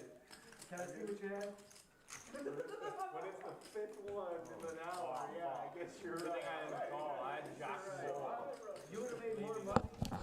More money if you let me see the My flop. line wasn't even that dirty. I had a king too. I did not want to see the flop. I would have paid you off. I'm sure you would. Fuck the Rockets, dude. Straddle? I was going to stop. You get aces one time, right? Everyone with the Mavs. Yeah. You're good to go. Great job tonight. We're tanking now. We're trying to tank for a good draft pick. Is there checks out there? You got 2 of them. And this is a really good draft. There's like 5 guys that are absolute monsters. Oh, there is good players? Really good players this draft. At least in the top 5. Better than players? Call. Better than, actually, they said if Flag was going this year, he'd go number 5. So Yeah. maybe, yeah. I think Flag would. Yeah. I thought he was like a generational talent. No, I don't feel that way either. I think he's just like a great player, but like. Okay. No wonder I couldn't hear us. Milkman with top pair. Great kicker. He's kind of getting kicked into the teeth today. Yeah, but Sometimes it be that way. he's made a little bit back since his trough, and now flops top pair in position He was trying to force a lot of stuff to a bunch of non-believers. earlier. Yeah. And that's going to pay off now because, like you said, they're not going to believe him. Yeah, but Unfortunately, they don't have anything they can call with. yeah. And they run it out, and the 8-jack just gives Milkman a better hand. Man, that's a terrible fucking Still an hour, so you're good, you know? Shows you how fun No-Limit Texas Hold'em can be. The Cadillac of poker. He was up 30 grand last week in this game. Yeah. Now he's down probably 10, maybe 8. Yeah, he gets involved in a lot of hands, and Super gambles- fun to watch. Gambles a decent amount, so his Oh. swings are assuredly You know what's not fair? large. When a guy with a 65% VPIP wakes up with queens. Yeah, That's not and fair. Milkman puts in just a call. He has 8s and the fire truck. I don't mind this. Even if he does not believe David, he's got to be worried about Adam, the Yeah. initial raiser. Yeah, but 8s are pretty strong here. Adam has been finding just about any other reason to get involved, and then David, of course, has been relentlessly 3-betting and can have pretty weak range. So I don't mind the call. I would have probably preferred to see a 3-bet with 8s, but nonetheless, here we go. 3 ways to a flop. King, King, Jack. Queens not loving it, not hating it. Still ahead. Everyone has a pair now on this turn. David has a pretty comfortable 2 streets of value against Milkman. Now, next question, how stoned are you?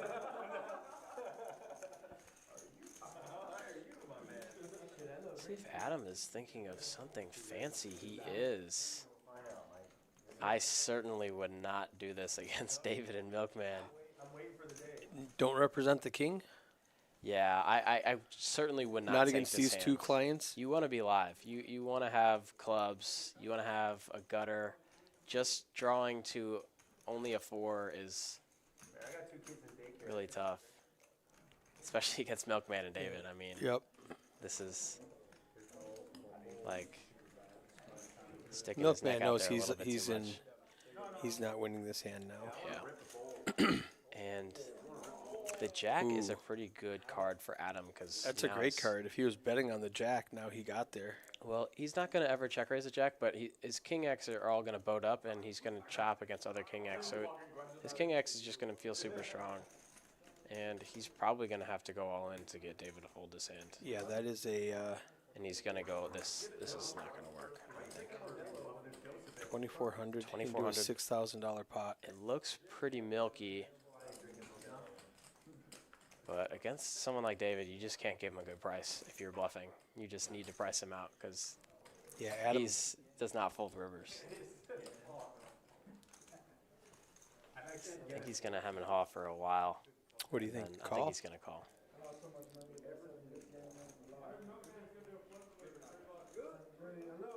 It really looks nutted in David's shoes. I don't fault him for thinking about this pretty long. Because Adam can certainly have kings here. Any sort of kings. And then the flop is like this. What am I gonna do with some dude's return? Appreciate everyone watching in chat. Type 1 if you think he's going to call. 2 if you think he's going to fold. What if he raises? My bet is 1. Probably not going to raise. No, he's certainly not going to raise after all this emotion shown. No.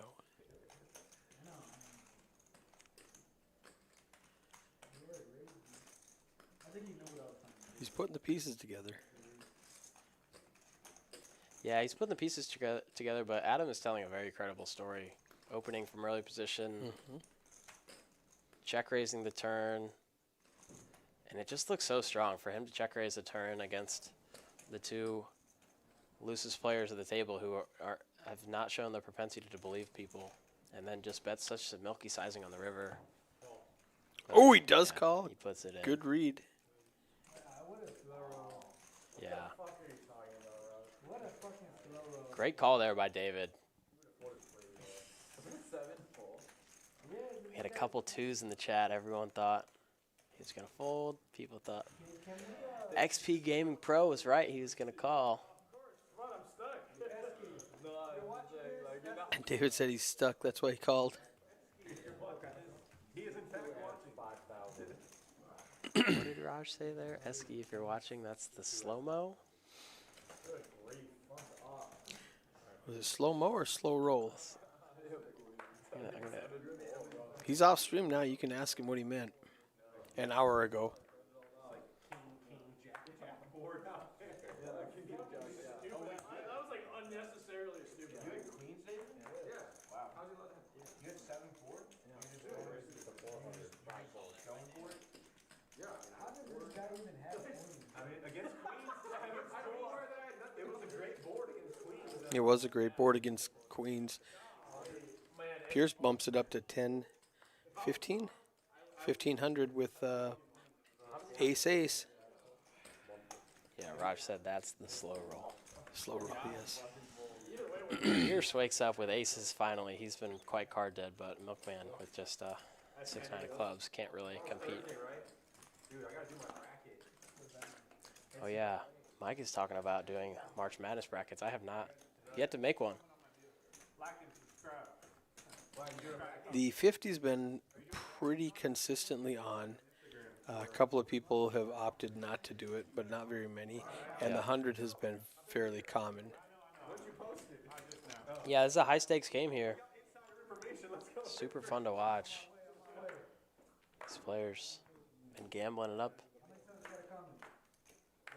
David's got the 100 on for the 18th time tonight. I just want to know.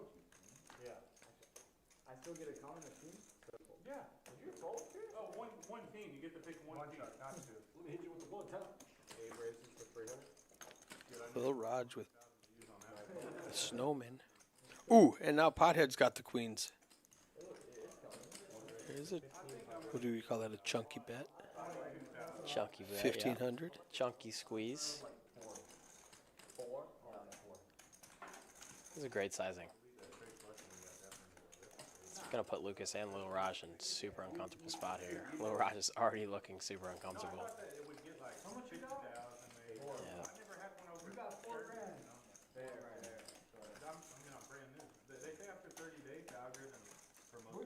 He's only got 3,900 total.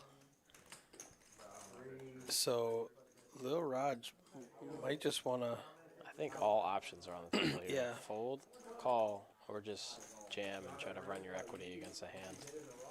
That could be ace king or ace queen or king queen suited or something. I wouldn't mind anything that Raj does here. Does Raj think we're racing, or does he think I'm way behind? But He thinks he's certainly racing at best against a Right, person like yeah, Pothead who's he been rips playing it. pretty snug. But I don't mind this because he can't really call. right. There's about You don't- 500 yeah. dead in the middle already, along with the fire truck game. This has a little bit more of an incentive 10 ball, there's get- 2 left. to go all in out of position. Yeah, Pothead flops, top set here. And Raj with a gutter to a 10. Boat. That's done. Doesn't burn an 8. He's probably gonna win both.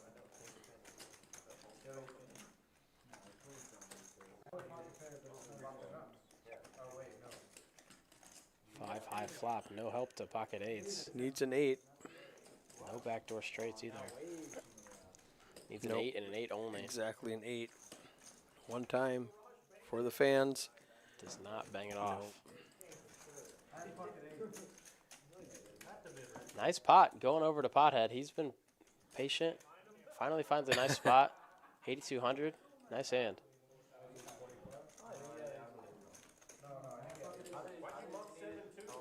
He is now profited 3.3K.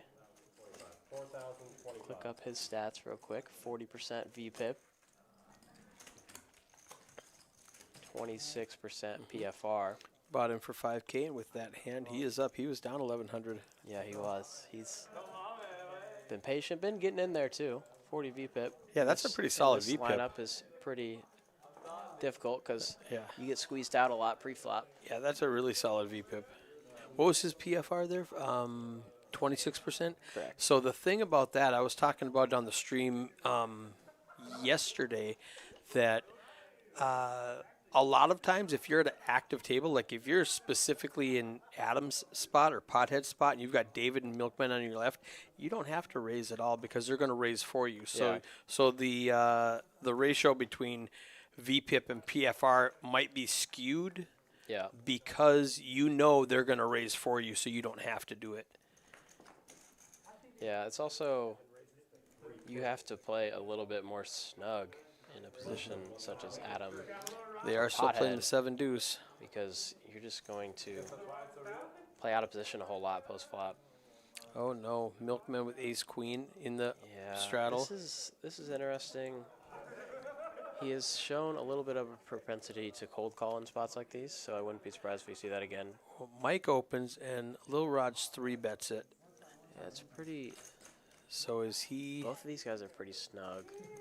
Yeah, that's Well, what I'm worried about. Raj if- isn't if I'm snug, but Milkman. when he 3-bets, he typically has a pretty yeah, good strong he's hand. not playing games with the 3-bet. And he's But gonna Milkman- find a super small Yeah. 4-bet out position, and let's see if Mike can just take this down pre-flop and ship it in. All in. Mike is a tournament player. He's used to going all in pre-flop. Milkman with a really small 4-bet just doesn't look like he has very much. And he's going to say all in. Yes. Well played by Mike. Raj is Certainly going to Raj. Hollywood acting like he has a decision with 7 deuce. Yeah. Nicely Oh. played by Mike. Yeah, I'm not Yeah, surprised by either yeah. of those folds. I thought he would just like grumble about it for a little bit first. Yeah, you can't call there with He's ace just like, queen never against mind. the 5 Never bet. mind. You can't call. A 7 deuce would have outflopped it. And Mike would have the turned king king. wins. Nicely played by Mike B. Great assessment of what was going on. Yep. Takes it down. And Rosh lies. Milkman asked what you had. He said pocket pair, but not bigger than his, I think. Or maybe he said eights. The king would So have he's won. telling a little lie. He's bluffing. That's the beauty of the stream is you can tell as many lies you want while playing, but people are going to go back They're and gonna go watch back and and pick check up it on out. it. Maybe your lie won't get believed next time. Two king queens going at it.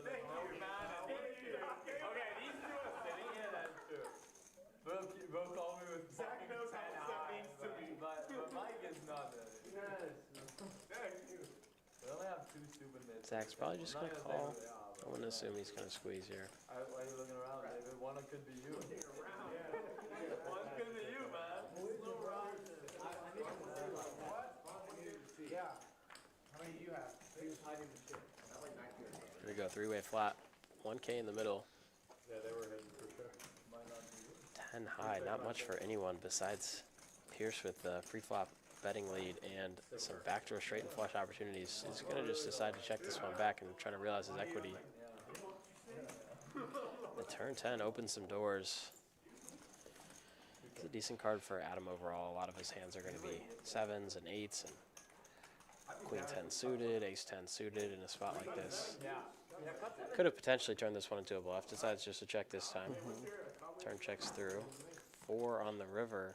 Yeah, ace high is ZWorld. just going to be the best hand. If he can get to showdown, I don't know if he's going to. Adam might try to stab it. Somebody's going to show some aggression here.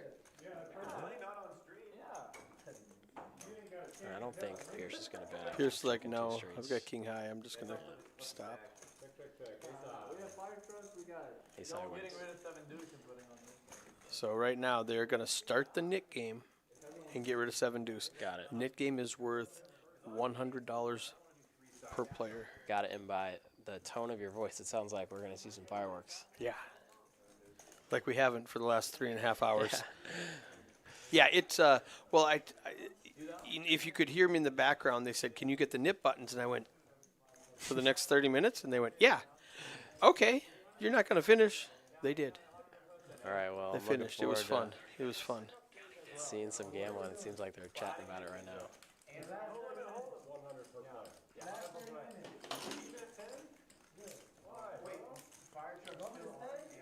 Fire truck is still on. 7 deuces off. Now you can keep the table mic up because this mixer will automatically turn it off, or it will turn it down when we start talking. It will automatically turn down the table mic. Okay. So, and then when we quit talking, the table mic will go back up. It's a really cool mixer. Got it. I got some smart guys that are working on this that fixed it for me. So we're not fighting over it. Is that a bit too loud or no? It will automatically go down on YouTube. So, Oh, okay, And now if okay. it's too loud in your ear, Yeah. you can turn it down in the top right corner. Those knobs, you can turn down the volume, so it's not too loud in your ear, Okay, okay. but it's still loud enough on YouTube for the viewers at home. I'll do that. I thought the best ones were in Chicago. 3 down a little bit. Let me know Yeah, how it is in your headset. There you go. it sounds good. Okay. April. Thank you, sir. And nip buttons have been passed out. $100 a person. That's what's going on in this pot. And that little yellow circle to the right of the name shows that they have a nip button. Explain the nip button for the people at home who don't know what we're talking about. So they're playing another form of a bounty game that you guys have been watching. Each time you win a hand, not each time. So you're trying to essentially be That's how we play. not the last person to show it. So if you're the last person to win and show down your hand, Oh, is it flash? Okay. then you're gonna owe $800 to the pot. Yeah. And then everyone's gonna battle for it. So Every time you need to- win, you give away that nip button. correct. And the last person to have a nip button loses $100 per player. Correct. I explained that in Yep. too many words. Thank you for making that a little I bit just more clarified it concise. for you. Yeah, Adam already got rid of his Jack 4 the first hand of the game. And so there's an imaginary $800 loss when you get close to the end So that you start to just play any hands trying to win. yeah, so if anyone's not familiar, just incentivizes a lot of action and players to get involved with other hands that they might not typically necessarily get involved with. Oh, good hand for David. Yeah, he's pretty happy. He's probably. Oh, I was surprised to see him check back there. Even better now. He's crushing this thing. Adam needs an ace that is Raj not a is spade. put out a super small, just trying to see a free, essentially free river, setting his own price for the river. 2 flush draws. And the diamond Oh, comes he in. gets there. I'm sure The 20% David hits. is not too happy about that one, as he had a pretty big block on that one Poor, just a nut. Wow. on the flop, but It's a good way to win. David looks a bit frustrated. So every time you win a hand, or every player that wins a hand, essentially saves $800. So in the chat, who do you think is going to lose the Nick game? We already know it's not Adam and it's not Lil Raj. Now, if you click on seat, it'll put them in order up at the top. It'll put them in order of their seat with a little button next to them. So Adam it. and Lil Raj, seat 2 and seat 9, have already lost their button. 8 raises makes it 150. And you can turn it off now. 1 and 2 fold. So in the chat, who do you think is going to lose the knit game? You told me. My guess is not Milkman. That's what I made it 1600. I don't know who's going to lose it, but I know who's not going to lose it. That is seat 4 Milkman. We should like give odds based on aggression frequency and VPIP. I like ZWorld's odds to win this hand. Big squeeze incoming. And you can get really aggressive because you don't necessarily worry about losing value because you're winning $800 if you just pick up the blinds. Yep. Lucas here with very beautiful, playable ace-jack suited here in position. ZWorld's going to squeeze it up to 1K. 10s out of the small blind. I like the sizing. Wow, and Lucas is just going to give him a whole lot of respect. I'm kind of surprised to see that. Very disciplined fold. Because they are extremely deep. Drawing to the nut flush in position, ace-jack of clubs. Nick game on. I would have preferred to see him stick around there. He's saying it's a little bit of a nitty fold too. Lucas with the ace-jack? Yeah. Yeah, I think so. He's really deep. He's got 17,000. He's up he's up 8,000. Like cumulative up 8,000. So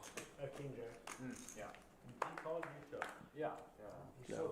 Seeing all the other cards, seeing the aces that were folded and the kings and jacks that were folded, you know, a lot of his outs were dead, but still a very disciplined fold. Man, shut up, Lil Ron. Telling me I didn't fucking jam it. Jack, motherfucker would have snap folded. He wouldn't even raise it. He I know you saw me going in with talking ace so long ago, and ace jack is free. They don't believe he folded ace-jack. Fucking getting coaching. Or they believe him and they're giving him hell for it. There you go. There's my There, horse see, Milkman taking it down with the jack trizz. Ace-7 suited was far off in chat. Milkman does not lose that time. I'd rather lose the game than get coached by Lil Ron. I'd rather just lose in this game 300. I'd rather lose all my money and die in a fucking fire. Yeah, he'd rather lose the 800 than Somebody commit arson on me before I listen to Lil Raj. Just literally come in here and hold me at gunpoint, steal all my chips. My wife is not that bad. A lot of friendly and funny banter going on at the table. Here comes Raj. Milkman's just laying in the weeds here with ace-king.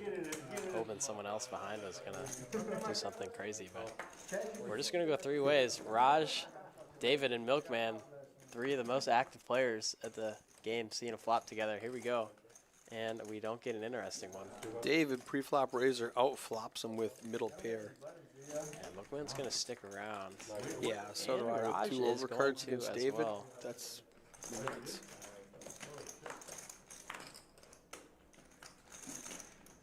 Little Raj Raj is turns an gonna- open-ender. Yeah, and he's going to lead small. Milkman has quite an easy fold at this point. His ace and kings outs are dead pretty often, as they are here.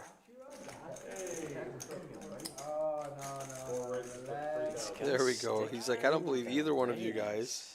That's an oversized bet. Usually when people This hand, I don't like it. I wish... I completely understand that he is sensing weakness and the small bet and just the call. But with just ace-king high, I would have preferred to see him have a heart or like a hand like 5-6 that had a pair and a gut shot that doesn't really want to call. But ace-king is a little weird here. It works out this time, but I mean, maybe. I think it's going to get through. Like David, who has the most equity, cannot continue. Milkman just told me I don't have to show my cards either, bro. So Milkman doesn't even have a nip button. This is a super credible line for him to have straights and 2 pairs. walk game poker video. He played it out like He probably called a clog on you. yeah, he probably would call it club. 9 fold. Can I see the river? David quickly folds as well as predicted. And Milkman picks up another fire truck. We got the net. Maybe that pocket 5. Oh, you got that on the river. Oh, you got that. Wow. Best 10. What a river. Shows ace-king. Played it in quite a weird way. Ends up winning a nice pot. I think he was value betting. I think he thought he had the best hand and just didn't believe those guys had anything and bluffed him off of it. Ended up bluffing him off. I can't say that on it, though, man. Whatever bands. I don't think he necessarily had thought he had the best hand. I think he Could make sensed them a lot of fold. weakness and figured he had outs against the players if they would have continued. And he was right about that. Correct. $50 straddle back on. Fucking Rod is always fucking up. 50 zone. Take it. He literally can't help himself but to fuck up. My hand was better than both of you guys at the time. No, it wasn't on the river. You can't win. That 2 trucks, dumb fuck. I didn't even know that either. I was in there. Raises to 175. Got his ass. Raj, you're wearing up on him. Got his ass. Little Raj wakes up with a premium and is just going to put in quite a small raise. Quite a small 3-bet out of position against Mike B. Flop this shit, I'll feel like him with the Jack 9. I promise you. Gives Gonna go Mike to B a flop. really good price to call with ace tray and position. Oh, just the nice. Thank God. And Mike flops the best of it. 9 bets, 300.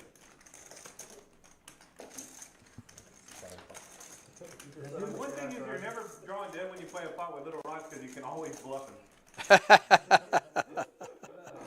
That was funny. All right, they got opportunities with a 4. Lil Raj needs a king. 2 small bets go in on flop and turn. Anything but the It's not going to scare off Mike with his only pair of 3s. And let's see if Mike can find a nice call here on the river. This line doesn't really make sense for Raj to have much. He's kind of saying that he has a hand like ace-5 suited, pocket 9s. Wow. Mike is going to keep him honest, and he's going to Nice. make a correct call. Mike B gets rid of his nip button. Thank you. Raj is a grown man. And I think Raj's triple barrel bluff had a little bit to do with everyone at the table in his ear, that entire hand chirping him about him playing tight or not bluffing, And then you're losing money. which I disagree with a lot of those statements. Raj has been getting in there. And a lot of his hands haven't been went to showdown. He's been bluffing and Yeah, he's got a 53% VPIP, so he's playing the majority of the hands. He's only behind David and Milkman with his VPIP right now. And after that pot, Mike B is now tied for our biggest winner, along with Lucas, up 8,500 After this hand, I'll be sure to Wow. pop up the chip counts and the plus minus for everyone. Milkman here with the Octo Crab, raises it up, and Pierce with a quick 3-bet here with 10s. He even said Octo Crab. He's looking up. Seeing if Kiro's up there. He's not. He's not See, here. this is just crazy how the card distribution, everybody's winning a hand. Yeah, quickly too. These hands Like- are going by fast. Like, well, Kevin is just a phenomenal dealer. So he's getting the hands out quickly. Yeah. But I've had so many nit games where like 7 people will win, and then it goes on for another hour with the other 3 that cannot win a hand. Yeah. Every fucking time. Yeah, and it's quite difficult to deal this game specifically because you have to relay all the information that's going on to the Exactly. production team. No, there's a lot of work. I've had dealers that want to deal because they see that tip box and they go, Yeah. "I want this game," Yeah. and then they see what goes into it and they go, "I don't want it. I don't want that game." Yeah, it's a lot of stress, especially with these players. They're And all- I'm they're all chirping in their talking ear, asking ear. them stuff, and they're asking them questions, and they got to keep Yeah. track of the pot, and they got to keep track of the games. And, but yeah, it's we put our best dealers in there. Yeah, he's doing a great job. What did you say his name was? Give him a little This bit is of Kevin. recognition. Kevin is doing an unbelievable job keeping the action flowing at a brisk pace. 9-1-2 folded. Lucas here's actually just going to put in a 3-bet because I think it was the $50 straddle was on Milkman raised. And especially so if they don't tell us there's a straddle in time and we hit go and they go, "Oh, he straddled," now we make it a raise to Yeah. 50, which is really silly because then when you actually raise, it looks like a 3-bet. And then when a 3-bet comes out, it looks like a 4-bet. And it just, for those purposes, I don't like that, but sometimes they just don't tell us in time.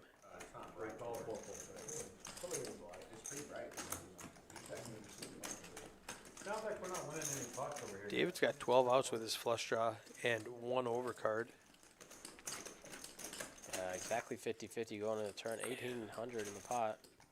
Bink. Bink is right. David turns the flush. Lucas here. 1,800 in the pot. How much do you bet against David? I certainly wouldn't bet this hand against David at this point. You don't want to represent the flush? Definitely not. Not against David? This against a hand that's dead against everything. I mean, that's why you want him to fold. Instead of giving up. I would just check this one back and then see what he does on the river. Because you can still very credibly rep ace-king on the river, ace-queen, Right. even kings for a thin value bet on the river, or some other hands. Like, you don't need to constantly be betting for your story to be reputable, which I feel like a lot of people kind of get wrong sometimes. Because it's very likely that Lucas could play a hand like ace-king of diamonds here, turn an ace, and then check it back because the flush came in and they're pretty deep. He doesn't want to inflate the pot too much. Right. And especially with the Nick game on, he kind of wants to get to showdown. But that's a double-edged sword because with the Nick game on, he might not get as much credit and might be able to value bet more thinly. But here with pocket fours being dead to essentially every single hand that David is going to check call with on the flop. 9-3. Yeah. Oh, wow. You had me beat. I was about to call you, but I don't know. Get this shit away from me. God, man, what the fuck? David loses his nip button. Hey, just What get do we there. have left? Pothead, Lucas. Click on seat. If I have like any ace, Make it easy for the viewers at home. We have Pothead and Lucas. Heads up for the Nick game, $800. I would not be surprised if Pothead and Lucas I mean, flip a coin. Who do you guys think's going to win this, Pothead start or to Lucas? really fight for this, to take down these next couple hands. So there is a caveat where if you go broke and leave the game, you still have to pay the nip penalty. We've had people go, "All right, I'm Yeah. out. I'm done playing," and they're like, "Well, no, you lost the nip Yeah. game. Give me your $800." yeah, you had to play it, no? Wow, and Milkman is going to make it much harder on Lucas. Yeah, instead of just getting out of the way and seeing who wins, he's putting pressure on both of these guys, knowing that they're going to call you lighter than they normally would, because there's 800 real dollars they're going to lose if they don't win before the opponent does. So each of those two people has an extra $800 at risk. Danny Chen saying hello, and J-Ho in chat. Hello, friends. Glad that you guys are watching, supporting. I appreciate it. A7 suited. This is poker, Eric. My eyes are better than Murph's.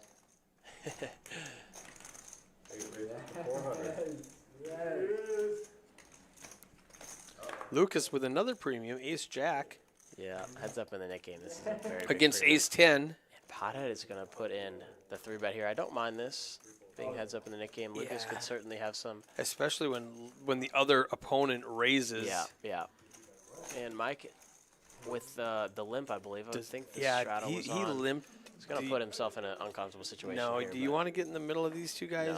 No, he thinks it's 400 still. It's more. Yeah, you certainly cannot call the 1300 here, just ace jack off. So you would much rather friendly have a hand game. like I would let him 6-5 fold. I would give him his 300 back. Yeah, they're gonna let him take his money back. Like if it's a tournament and they call the floor, I have to rule Yeah. you can forfeit those chips. But in a friendly cash game like this, give him his 300 back.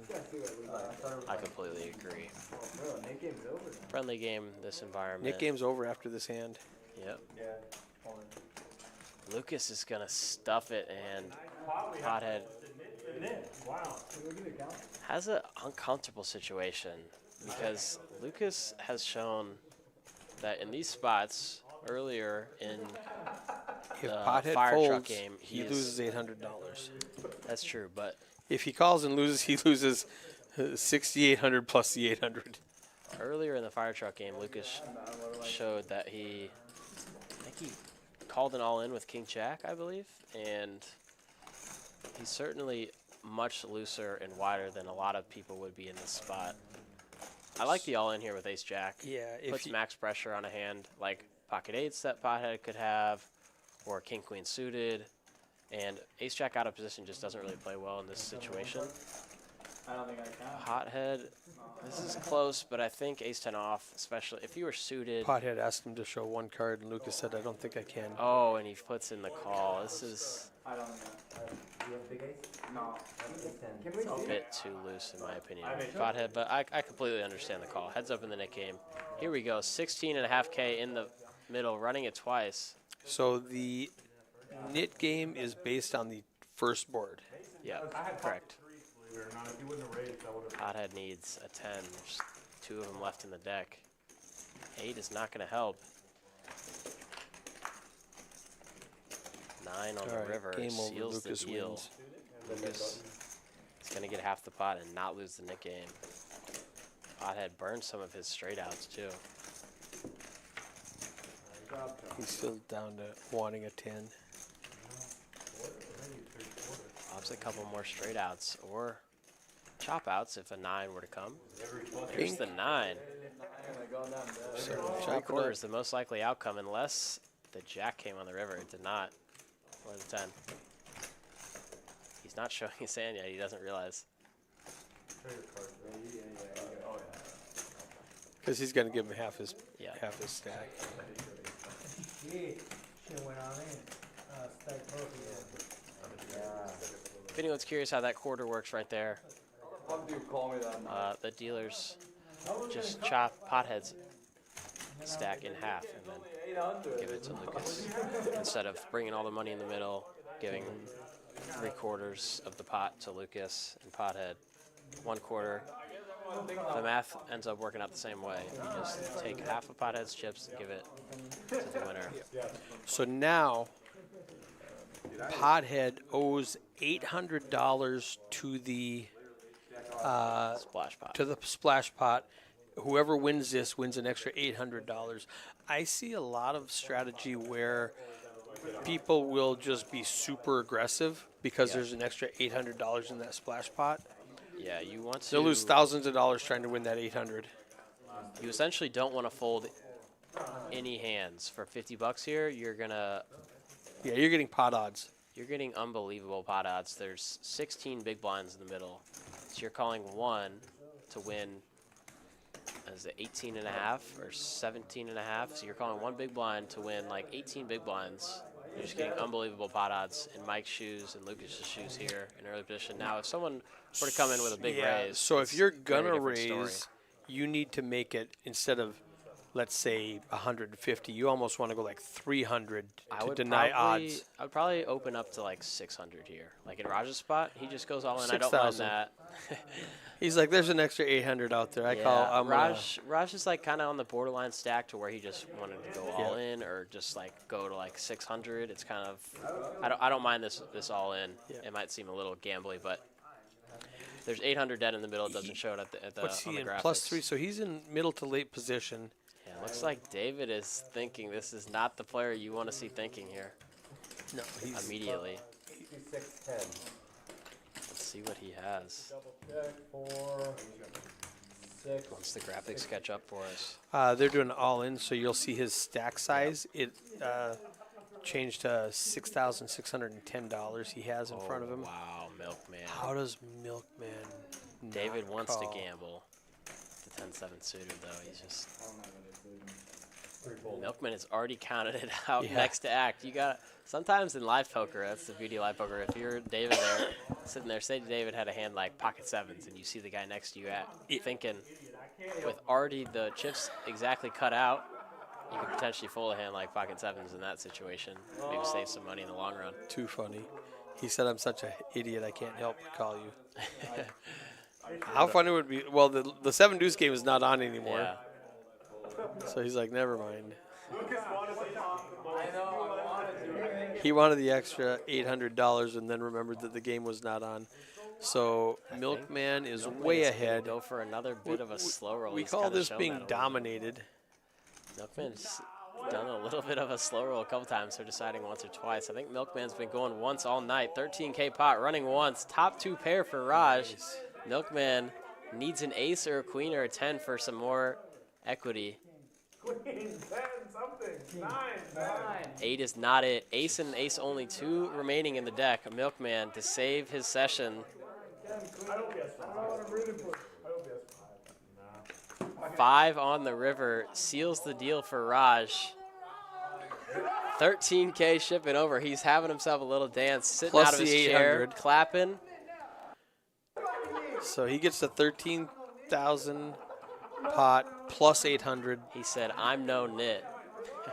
As he's standing up If clapping. you look at Lucas, if you look at Little Rogers, Bink, it just went up 800 Yep. more. I'll click the win losses. Milkman sent way down. Down 16.8K. Lucas, after that last big hand that was the catalyst to this hand, and Lil Raj.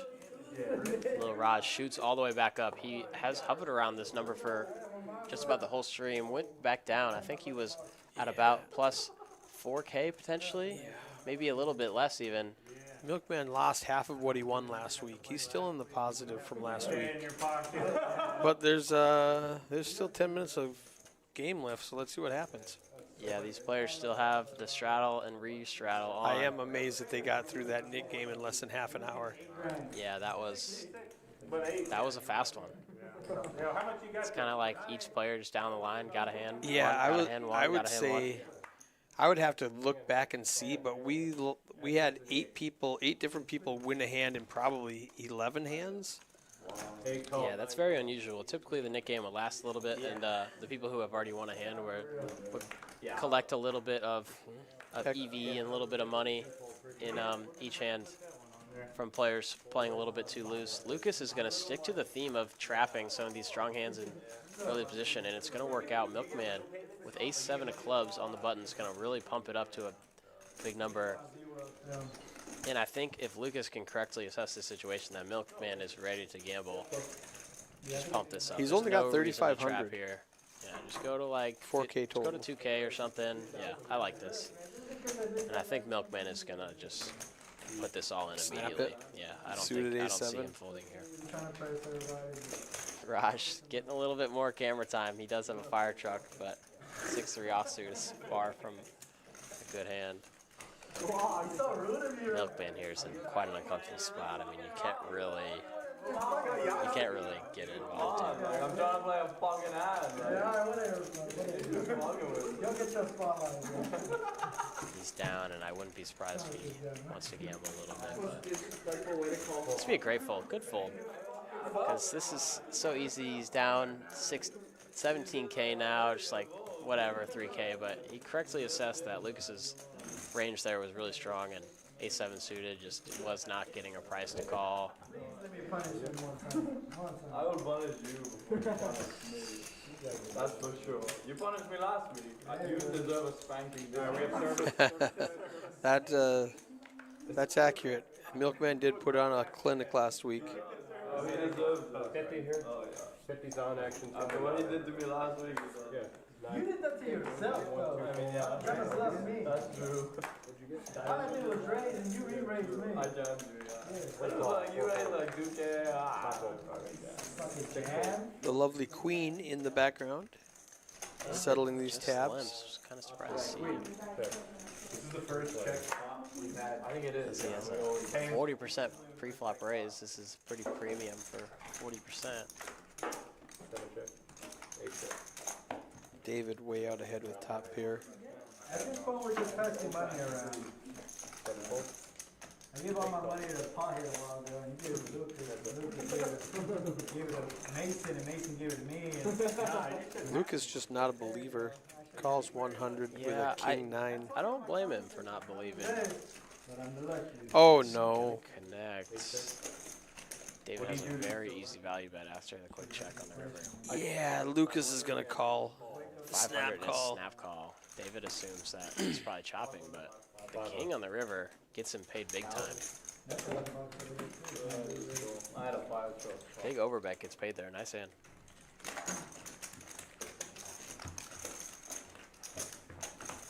So we just have a couple more hands, and then they do a bomb pot, and then they end the stream with a $500 flip. No, we're not watching tennis.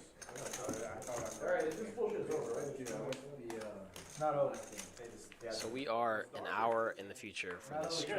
Are they still playing? Do you know? They are playing off stream. Back here one time. Yep, we swapped out the deck, swapped out the dealer, and they are playing off stream. You know, I got one time. Turned off the cameras. Gonna go say hello. I'm not sure if I'm gonna play, but I might. 4 raises to 300. I've been watching how everyone plays, so Yeah. certainly a loose, splashy game looks like a fun one to be involved in, but these stacks are pretty damn big. Yeah, they are. And he flopped a straight flush. Raj is hoping to flop a straight flush. It is impossible to flop a straight flush with an offsuit hand, but he's gonna try his hardest. Milkman way ahead. Finds a nice check back. Check. 9 check. Trying to trap both these players. Yeah, they're and drawing dead now. It's gonna but work. David's David's gonna gonna fire. swing. You're on the same page? Quick call by Milkman in position, and I think David's gonna shut this one down, even if he Yeah, like this is not a spot that you want to. he's not gonna bluff it. Ooh, And Milkman is never gonna fold a queen. He's never gonna fold an ace, of course.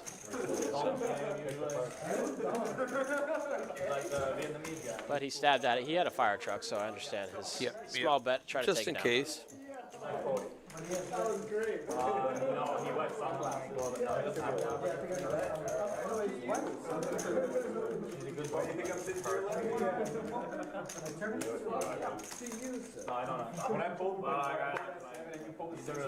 Where's Lucas from?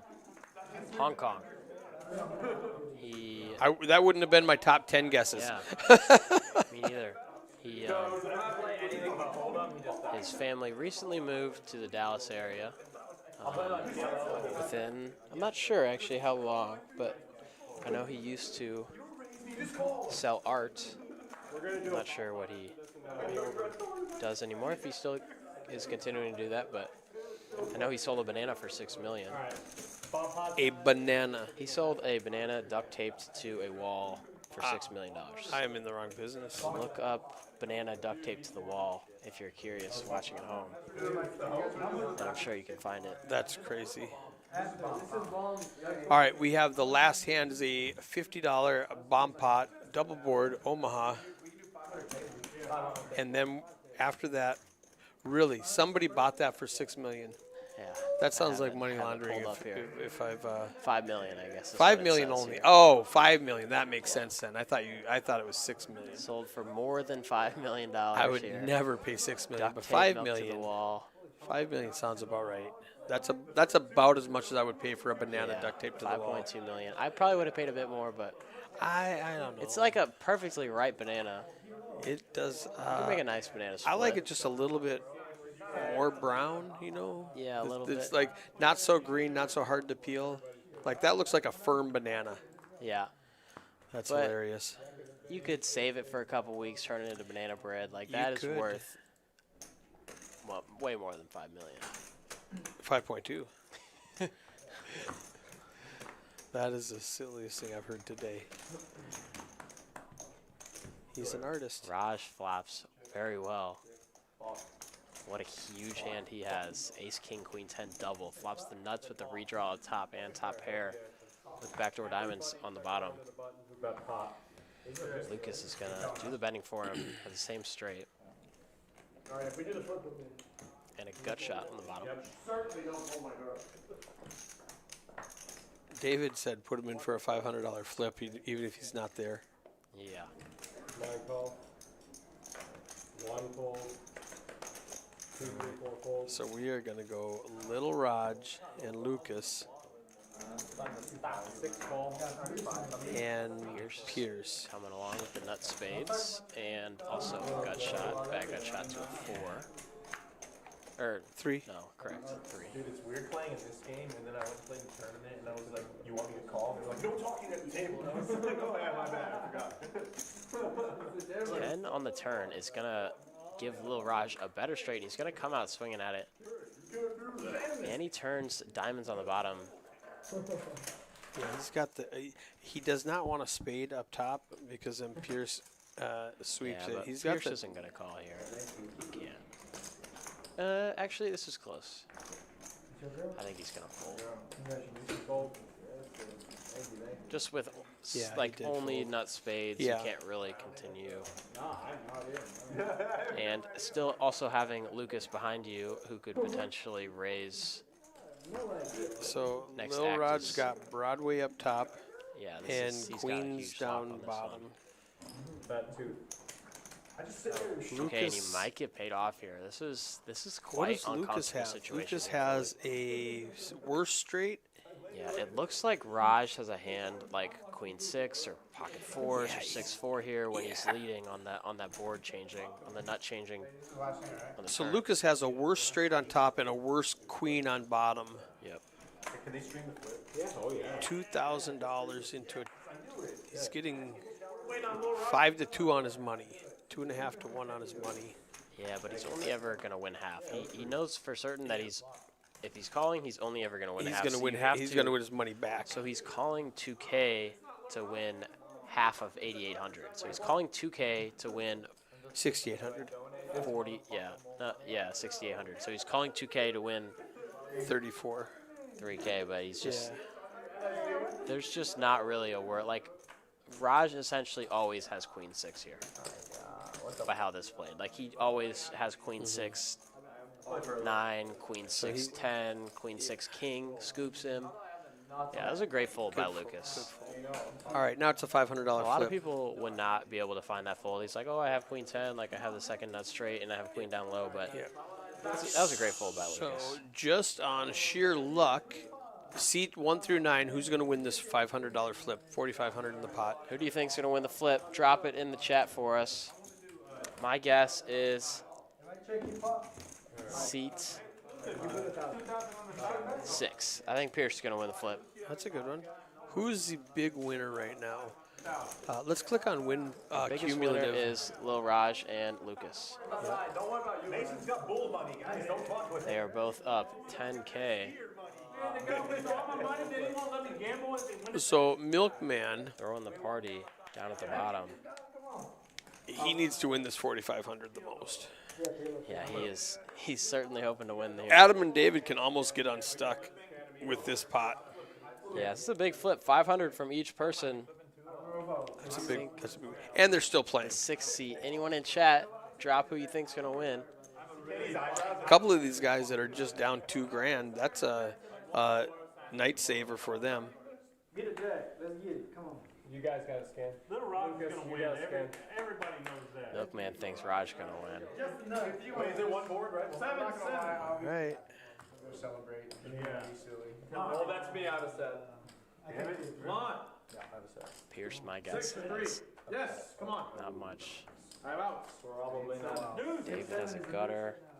Lucas has a set. I have a set. Oh, that's good. That's good. And Adam, Straight. seat 2, Adam, who hasn't shown his cards. He's peeling them Baccarat style. Finally now flips his cards over, shows the straight. That is going to be good enough to take it down. And Adam Who won that? goes from down 6K. Let's see. So after it's not going to add that until I hit next hand. there it is. Now he's Adam down goes from $2,000. down 6K to only down 2K, respectively. Let's pull up some of them stats. The Here are game the is done, final guys. win-losses. What an outstanding game. Super fun to watch. I'm gonna, Click on it one more time. yeah, I clicked the, Yeah. just auto popped up. Here we go. Here are the stats for the end of the game. What a fun session this was to watch and commentate. I appreciate everyone in the chat. We had just about 120, fluctuating to 100 the whole stream. I had a blast. Thanks for having me, Eric. It was great. I'm so glad you're here. Eddie needed the night off because I'm going to work him 16 hours a day for the next 10 days. So I gave him tonight off. Yep. But yeah, it was a great one. Let's run through the VPIPs and stuff for the people at the end of the stream who just like to see their stats. Here are the final VPIP numbers. David, unsurprisingly, at the top with Weird. 63. Followed by Milkman, Lil Raj in the 50s. Mike B and Pierce at the bottom in the 20s. And then everyone else hanging around the middle, 30s, high 30s, 40. Great game to everyone. What a fun, what a blast this was.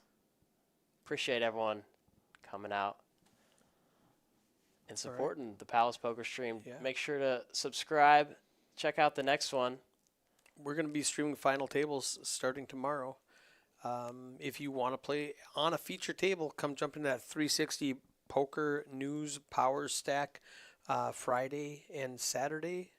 We have 2 flights Friday, 3 flights Saturday. I'm going to be broadcasting after the first break from each flight, and then most of day 2 all the way to the final table till we crown a winner. Rings, lots of rings given out in the next 10 days. Sounds Here. great. Come down to Palace Poker in Grand Prairie and win yourself a ring and play on the live stream. Show off your skills. Perfect. Thanks for having me.